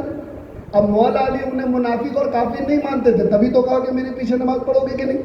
اب مولا علی فرماتے ہیں طلحہ و زبیر اگر تمہیں میرے پیچھے نماز پڑھنا منظور نہیں تو میں تمہارے پیچھے نماز پڑھوں گا۔ اس جملے کو بھی یاد رکھنا، مولا علی کیا فرماتے ہیں، اے طلحہ و زبیر اگر میرے پیچھے نماز پڑھنا تمہیں منظور نہیں ہے تو میں تمہارے پیچھے نماز پڑھنے کے لیے تیار ہوں۔ اب جن کو امام بنایا جائے تو کیا اسے کافر سمجھا جائے گا؟ مولا علی اسے مومن ہی سمجھ رہے ہیں نا، اور فرماتے ہیں میں تمہارا مقتدی بننے کے لیے تیار ہوں۔ تو حضرت زبیر فرماتے نہیں آذان ہو گئی ہے، ہم آپ کے پیچھے نماز پڑھیں گے یعنی۔ اب جب نماز پڑھ لی گئی تو اب امام کی بات تو ماننی پڑے گی۔ فرماتے دعا ہوئی، حضرت علی فرماتے ہیں کہ جب بات اتنی ہو گئی تو مشورہ کر لیتے ہیں، پہلے مشورہ کر لیتے ہیں۔ جب مشورے میں بیٹھے تو حضرت قہقہ نے کہا کہ علی ایسا ایسا معاملہ ہوا، ایسا ایسا تمام باتیں کی گئی، تو فرماتے ہیں نہ ہی مجھے بلوائیوں سے کوئی مطلب ہے اور نہ ہی میں ان میں سے کسی کو جانتا ہوں، میں خدا کی قسم نہ ہی ان میں سے میرا کوئی واسطہ ہے۔ اس کے بعد آپ نے کہا کہ میں حق پہ ہو کے نہیں یہ بتا دو۔ آپ نے اپنی پوری باتیں رکھنے کے بعد کہا کہ مجھے ملا ہی نہیں قصوروار تو میں سزا کیسے دوں، مجھے قاتل ملا نہیں تو اسلام اجازت نہیں دیتی اسے سزا دینے کی، میں ناحق کسی سے قصاص کیسے لوں، ناحق لوگوں کے سامنے کیسے بتا دوں کہ عثمان غنی کا یہ قاتل ہے، میں جھوٹ کیسے بولوں، میں جھوٹ بولنے سے پاک رہا تو کیا یہ میرے خطا ہے، اگر میں کسی کو مجرم قرار نہ دیا تو یہ میری خطا ہے، کسی کو ناحق تکلیف نہ پہنچایا تو کیا یہ میری خطا ہے۔ یہ تقریر جب مولا علی نے فرمائی تو حضرت قہقہ نے اسی باتوں کو حضرت طلحہ کو بیان کیا۔ حضرت طلحہ و زبیر نے کہا کہ اب مصالحت کر دی جائے گی، اب صلح کر لی جائے گی۔ فرماتے صلح ہو جائے گی تو معاملہ ختم ہو جائے گا۔ یہ بات حضرت عائشہ صدیقہ تک پہنچی، حضرت عائشہ صدیقہ فرماتے ہاں یہی بہتر ہے کہ یہاں پہ صلح کر لی، لیکن صلح نہ ہونے دینے کی ایک ذات وہاں پہ موجود تھی، فطرت تھی، جس کا نام مروان ابن حکم، عبداللہ ابن سبا کی سبائی لوگ بھی وہاں پہ موجود تھے۔ ان کا کام یہ تھا کہ اگر یہاں پہ مصالحت ہو گئی، آپس میں یہ لوگ صلح کر لیے تو جنگ تو ہوگی نہیں، اور جنگ جب ہوگی نہیں تو مسلمان آپس میں مریں گے کٹیں گے کیسے، یہ آپس میں لڑائی کیسے کریں گے، آپس میں جنگ کیسے کریں گے۔ تو پھر کیا ہوا کہ صبح یہ معاملہ ہونا تھا کہ اس پہ پھر سے ایک بار مشورہ کر لیں گے، تصدیق نامہ دے دیں گے، اس میں بات فائنل ہو جائے گی۔ حضرت عائشہ صدیقہ ماں حضرت عائشہ سے مولا علی فرماتے حضرت عائشہ صدیقہ کو عزت کے ساتھ مدینہ پہنچا دیا جائے گا، بات یہاں سے ختم ہوگی۔ فرماتے آپ بھی تعاقب کیجئے، ہم بھی کریں گے، خدا کی قسم جیسے ہی پتہ چلے گا قاتل عثمان کون ہے، سب سے پہلے وار کرنے والی کوئی ذات ہوگی تو حضرت مولا علی۔ نعرہ تکبیر، نعرہ رسالت، نعرہ حیدری، نعرہ حیدری۔ بیدار ہو ذرا، حق حسین، حق حسین، حق حسین۔ تاریخ سننا بھی ضروری ہے نا، بول دیجیے گا ٹائم اگر زیادہ ہو جائے، ایک بار درود شریف پڑھ لیجیے۔ اللہم صلی اللہ علیہ وسلم، صلاۃ والسلام علیکہ رسول اللہ حبیب اللہ صلی اللہ تعالیٰ علیہ وسلم۔ یہ اپنے حساب ہوا کہ صبح اٹھتے ہی جو ہے مروان ابن حکم نے کہہ دیا کہ دیکھو یہ معاملہ ہے کہ عامر بن عاص بھی اس میں تھا. تو انہوں نے ارشاد ہوا کہ جلدی سے ایک کام کرو کہ اس میں آپس میں لڑائی کیسے ہو, یہ صلح بگاڑنے کا طریقہ کیا ہے کہ بلوائیوں میں سے کچھ لوگ ادھر گروہ میں ہو جاؤ, کچھ ادھر گروہ میں ہو جاؤ, اور کچھ ان کے خیمے توڑ دینا, کچھ ان کے خیمے توڑ دینا, اور یہ کہنا کہ دیکھو جو رات میں صلح کی بات ہوئی تھی, صبح وہ دھوکہ کر گئے, وہ بےمانی کر گئے اور انہوں نے حملہ کر دیا. اب جب ادھر خیمے توڑے جا رہے تھے تو مولا علی باہر آئے اور انہوں نے پوچھا کیوں خیمے توڑ رہے ہو؟ اس نے کہا طلحہ نے اپنی زبان سے انکار کر دیا, وہ صلح کرنا نہیں چاہتے ہیں, اس لیے اس نے حملہ بول دیا ہے. اب جب حضرت طلحہ نے پوچھا کہ یہ تو بتاؤ کہ تم خیمے کیوں توڑ رہے ہو, کہ مولا علی صلح نہیں کرنا چاہتے ہیں اس لیے انہوں نے حملہ بول دیا. یہ سب غلط فہمیوں کی شکار معاملہ بیچ میں. عزت حضرت عائشہ صدیقہ کی ذات اپنی جگہ مسلم, حضرت طلحہ کی ذات اپنی جگہ مسلم, حضرت زبیر کی ذات اپنی جگہ مسلم کی صلح ہو گئی ہے. ادھر مولا علی کی ذات صلح ہو چکی ہے. اللہ اکبر کبیرہ. بیچ والوں نے ایسی غلط فہمی ڈالی کہ خیمے توڑنے شروع ہو گئے, اب جنگ شروع ہو گئی. اب جنگ شروع ہو گئی تو 1000 سے زائد وہاں پہ شہید ہو گئے, مسلمان شہید ہو گئے. شہید ہونے کے بعد مولا علی باہر آئے, اور جب مولا علی نے شمشیر ذوالفقار باہر نکالی تو ایک ایک کر کے قتل کرتے گئے. آگے حضرت طلحہ کی تلوار چل رہی تھی, حضرت مولا علی کی تلوار. جب دونوں تلوار جانبازوں کی چلنا شروع ہو رہی تھی تو حضرت طلحہ کو دیکھ کر کے مولا علی نے اپنی تلوار شمشیر ذوالفقار نیچے رکھ لی. مولا علی نہیں چاہتے تھے کہ میں کسی مسلمان کے اوپر اپنی تلوار چلاؤں. اب حضرت طلحہ نے فرمایا کہ آپ نے تو پہل کی ہے. حضرت طلحہ کو کیا پتا انہوں نے پہل کی, اور مولا علی کو کیا پتا ہے کہ طلحہ نے پہل کی, اس لیے ایک دوسرے کو مد مقابل میں دشمن سمجھ گئے. تو مولا علی نے فرمایا طلحہ آپ نے تو پہل کی, آپ نے پہل کی. کہا میں نے پہل نہیں کی. تو اپنا معاملہ وہاں پہ ظاہر فرمایا, نہ ہی میں نے پہل کی نہ ہی آپ نے پہل کی. رات کی بات میں متفق ہے کہ جو ہے صلح ہو جائے گی. پھر یہ معاملہ کیوں ہوا؟ تو طلحہ کو غصہ آیا تو حضرت طلحہ نے فرمایا اے علی اب مقابل میں ہو, تلوار چلے گی, تلوار بات کرے گی, اب زبان سے بات نہیں ہوگی. یہ طلحہ کا جلال تھا, اس وقت جنگ میں تھے. تو مولا علی نے فرمایا اے طلحہ اپنی تلوار کو بعد میں اٹھانا, پہلے اس نبی کی حدیث کو تو یاد کرو. اب مولا علی حدیث سنا ہے, فرماتے طلحہ اس میں تم بھی شامل حال تھے جب رسول کائنات نے فرمایا تھا اے اللہ اس سے تو محبت کرنا جس نے علی سے محبت کی ہے, اس سے تو دشمنی کرنا جس سے علی سے دشمنی کی. کیا یہ حدیث تمہیں یاد نہیں؟ حضرت طلحہ نے جیسے ہی حدیث مبارکہ سنا یاد آ گئی, ہاتھ سے تلوار کو نیچے گرایا اور کہہ دیا کہ ہم ناحق ہیں, حق میں مولا علی. نعرہ حیدری, نعرہ حیدری, نعرہ حیدری. ہم نہ حق پہ ہیں, حق پہ مولا علی ہے, یہ کہنے والے حضرت طلحہ تھے. اب حضرت طلحہ کی یہ بات مروان دیکھ رہا تھا, اور مروان نے سوچا کہ اسی موقع کا فائدہ اٹھایا جائے, بلوائیوں میں آپس میں شور کرا. اب یہ جو بات ہوتی تھی کوئی مائک میں تو ہوتی نہیں تھی, بڑے بڑے جو لاؤڈ اسپیکر وہاں تو چالو نہیں تھے, ایسے جو بات ہوتی تھی آپس میں تو یا تو تلوار نیچے آ جائے تو سپاہی سمجھ جاتے تھے کہ میرا جو کمانڈر ہے وہ تلوار نیچے کر لی ہے, نیچے آ چکے ہیں, یا تو وہ شہید ہو گئے ہیں, یا تو انہوں نے ہاتھ جوڑ کر کے اپنا معاملہ ختم کر دیا ہے. ان کی نگاہیں حضرت طلحہ تک پہنچتی اس سے پہلے ہی مروان ابن حکم نے اپنا کام کر لیا. پھر میں زہر کو ملا کر کے کمان میں ڈال کر کے مروان نے چھپکے سے ایسا وار کیا جو حضرت طلحہ کے جسم اقدس میں جا کے لگا. زہر کا معاملہ اتنا تھا کہ وہیں پہ آپ شہید ہو گئے, وہیں پہ آپ شہید ہو گئے. تو پوچھا گیا, پھر ہنگامہ ہو گیا, پھر سے لڑائی شروع, پھر سے جنگ شروع, پھر سے تلواریں اڑ گئی, پھر سے مولا علی کی تلوار لگنا شروع. یہ جنگ جمل ہے, یہ بہت بڑی غلط فہمیوں کے شکار کا معاملہ تھا. یہاں پہ جنگ پھر سے شروع ہو گئی. جنگ کرتے کرتے کرتے کرتے 1000 2000 3000 4000 5000 6000 7000 8000 9000 10000 12000 جنگ جمل میں مسلمان شہید ہو گئے. اس کے بعد یہ تلوار حضرت زبیر کی تلوار سے لڑنی تھی تو پھر رک گئے. مولا علی فرماتے ہیں زبیر کیا تم میرے مد مقابل تلوار چلانے آئے ہو؟ تو حضرت زبیر نے فرمایا نہیں, آپ کے سامنے میں تلوار کیسے چلاؤں, لیکن یہ جنگ کا معاملہ ہے, اب تو چلانا شرط ہے. جنگ میں جب سامنے تلوار کے اپوزٹ آئے تو تلوار چلانا ضروری ہے, اس لیے اب تلوار سے بات کی جائے گی. تو پھر اس وقت مولا علی نے ایک حدیث بیان فرمایا. مولا علی فرماتے اے زبیر کیا مجھے آپ کو وہ حدیث یاد نہیں ہے مولا علی اب جنگ جمل میں یہ بیان کر کے وہ حدیث یاد نہیں ہے، فرماتے کون سی حدیث کا؟ جب آپ اور ہم بچپنے میں کاندھے پہ ہاتھ رکھ کر کے جا رہے تھے تو رسول کائنات نے فرمایا آپس میں جگری دوست ہو، اللہ سلامت رکھے، لیکن ایک وقت ایسا آئے گا، میرے آقا فرماتے ایک وقت ایسا آئے گا جب دونوں دوست آمنے سامنے ہوں گے، تلواریں سامنے ہوگی، بے نیام ہوگی، اس وقت سنو اے زبیر تم ناحق ہوں گے، حق پہ میرا علی ہوگا۔ سبحان اللہ، سبحان اللہ۔ حق پہ جو ہوں گے وہ علی ہوں گے۔ فرماتے کیا یہ آپ کو یاد نہیں ہے زبیر؟ حضرت زبیر نے اپنی تلوار کو وہیں پہ رکھ دی، فرماتے ظہر قضا ہو رہی ہے، اے علی آپ حق پہ ہو۔ مجھے بات سمجھ میں آ گئی، یہ یہی مرحلہ تھا جس کے بارے میں میرے آقا نے فرمایا تھا یہ بھی ایمان والے، یہ بھی ایمان والے، کوئی حدیث کا انکار نہیں کر رہے ہیں، کوئی حدیث کا انکار نہیں کر رہے۔ حضرت زبیر نے فرمایا نماز ظہر جو ہے تاخیر ہو رہی ہے، کیوں نہ میں نماز پڑھنے چلوں؟ فرماتے تلے کے اوپر جاؤں گا، وضو شامل ہے اس لیے میں نماز پڑھنے جاتا ہوں۔ نماز کے لیے گئے، حضرت مولا علی اندر خیمے کے جانب جانے لگے۔ حضرت زبیر جب نماز کے لیے مصلی پہ جا رہے تھے، پیچھے سے مروان نے پکڑ لیا کہ کچھ مسئلے ہیں، ذرا بتا دیجئے کہ نماز میں تاخیر ہو رہی، سجدہ کر لوں اس کے بعد بات کروں گا۔ حضرت زبیر نے جیسے ہی نیت اللہ اکبر کا سجدے میں گئے تو مروان نے اس کا فائدہ اٹھایا، سجدے میں ہی انہیں شہید کر لیا۔ یہ سب غلط فہمی کا شکار، یہ جنگ جمل ہے۔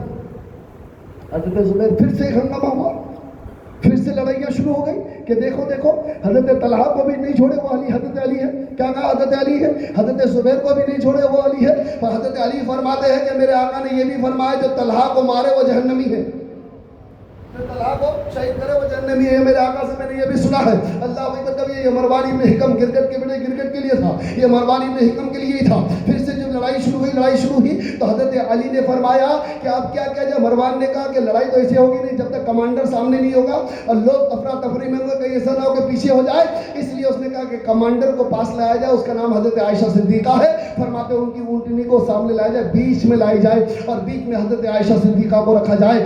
رکھنے کے بعد مروان ابن حکم نے تقریر کی، اس نے کہا کہ یہ عائشہ صدیقہ کی ذات ہے، کون نہیں پہچانتے کہ رسول کائنات کی جوزہ ہے، کون نہیں جانتے ان کی عزت کرنا ہمارے لیے فرض عین ہے، کون نہیں جانتے ان کی شخصیت کو؟ دیکھو وہ علی ہے جس نے طلحہ کو شہید کر دیا تمہارے کمانڈر کو، وہ علی ہے جس نے زبیر کو شہید کیا تمہارے کمانڈر کو۔ اب بات حضرت عائشہ کی عزت کی ہے، کیا تم ان کے نام پہ اپنی جان کو قربان نہیں کرو گے؟ اس طریقے سے سازش چلائی مروان ابن حکم کی یہ تقریر تھی، اور سب جوشیلے تھے کیونکہ حضرت عائشہ صدیقہ کے ساتھ آئے ہوئے تھے مکہ کی سرزمین پہ، تو ان کے لیے اپنی جان دینے کے لیے پھر سے تیار ہو گیا، پھر سے ہنگامہ شروع ہو گیا۔ محمد ابن ابو بکر، عمر ابن ابو بکر، حضرت ابو بکر، 3 شہزادے اس میں شامل حال تھے، ہے نا، 3 شہزادے سے تو رسول حضرت مولا علی نے فرمایا کہ وہ جو اونٹ کے آس پاس جتنے بھی صحابی رسول ہے اس کی تعداد 700 ہے، اور جب مارتے گئے تو فرماتے کہ اس میں 700 صحابہ شہید ہو گئے تھے، اس میں کچھ اور تھے جو اس اونٹ کی جو ہے حفاظت کر رہے تھے، ان حفاظت کردہ سپاہیوں میں مولا علی کے سپاہی بھی تھے، مولا علی اپوزٹ میں، لیکن مولا علی حضرت عائشہ صدیقہ کے اس اونٹ یا اونٹنی کی حفاظت کرنے میں بھی صحابی کو بھیج چکے اور سپاہیوں کو بھیجے، اور یہ بھی کہا کہ اے محمد ابن ابو بکر تم جاؤ اور جانے کے بعد اونٹنی کے پیر کو کاٹ دینا، جب کاٹو گے تو وہ اونٹنی نیچے آ جائے گی، اور جب آئے گی تو حضرت عائشہ صدیقہ سامنے آئے گی۔ اب حضرت عائشہ صدیقہ کے سے جو بات کرے وہ محرم ہونا چاہیے، اب محرم محمد ابن ابو بکر۔ مسئلہ دیکھو، شریعت کی باریکی دیکھو، فرماتے حضرت عائشہ سے بات کرنے والے کون ہوں گے؟ عام تو بات نہیں کر سکتے، کوئی دوسرا اس سے کلام نہیں کر سکتے، فرماتے محرم ہونا ضروری ہے۔ تو حضرت ابو بکر صدیق کے جو بیٹے محمد ابن ابو بکر ہے، فرماتے تم جاؤ، تم محرم ہو، تم بات کرو گے اور بات کر کے تمام معاملات بیان کر دینا۔ حضرت محمد ابن ابو بکر نے حضرت عائشہ کے صدیقہ کے سامنے پورا مکمل معاملہ بیان کر دیا۔ حضرت عائشہ صدیقہ کو لوگوں نے کہا، یہ مروان ابن حکم نے کہا دیکھو علی نے اب اپنی گرفت میں حضرت عائشہ صدیقہ کو بھی لے لیا۔ اب محمد ابن ابو بکر نے اسی کا فائدہ اٹھایا، ادھر سازشیں چلے جا رہی تھی، ادھر محمد ابن ابو بکر نے بھی اپنا دماغ کا وہاں پہ فیصلہ کیا، اس نے کہا ہاں تمہارے جو حاکمہ ہے، تمہارے جو گورنر ہے، کمانڈر ہے، اس کو ہم نے گرفت میں لے لیا، اب اپنی اپنی تلواریں رکھ دو۔ اب جنگ جمل میں مکمل شانتی ہو گئی سب کو، کیونکہ سب کو پتا تھا جنگ کا یہ رول، اگر کوئی سامنے کمانڈر ہو وہ اگر گرفت میں چلے جائے تو ہمیں تلواریں نہیں اٹھانی۔ اب حضرت عائشہ صدیقہ کو یہاں تک کہ باعزت تمام سپاہی جو مولا علی کے ساتھ کے تھے وہ عراقی تھے، انہوں نے باعزت حضرت عائشہ صدیقہ کو مولا علی کے پاس لے کے آئے، اور مولا علی کے سامنے جب یہ پوری باتیں ہوئی تو مولا علی کے چہرے کو دیکھ کر کے حضرت عائشہ صدیقہ خوب روئی، اور خوب رو کر کے آپ نے فرمایا جو میں مقام میں آیا تھا وہ مقام حواب ہی تھا جس کے بارے میں میرے آقا نے فرمایا تھا وہ جنگ میں مت جانا کیونکہ وہ جنگ میں جاؤ گے تو ناکامی رہے گی۔ تو اے علی آپ کل بھی حق میں تھے، آج بھی آپ حق میں۔ سبحان اللہ، نعرہ تکبیر، نعرہ رسالت، نعرہ حیدری۔ یہ حضرت عائشہ صدیقہ نے فرمایا تو مولا علی نے اس بات کو دیکھ کر کے بڑی عزت و تعظیم کے ساتھ حضرت محمد ابن ابوبکر، حضرت عمر ابن ابوبکر کو فرمایا کہ کئی سپاہیوں کے ساتھ تم حضرت عائشہ صدیقہ کو بڑے احترام کے ساتھ مدینہ لے کے جاؤ، ہم جنگ جمل سے کوفہ چلے جاتے ہیں۔ وہ سپاہیوں کو اکٹھا کیا،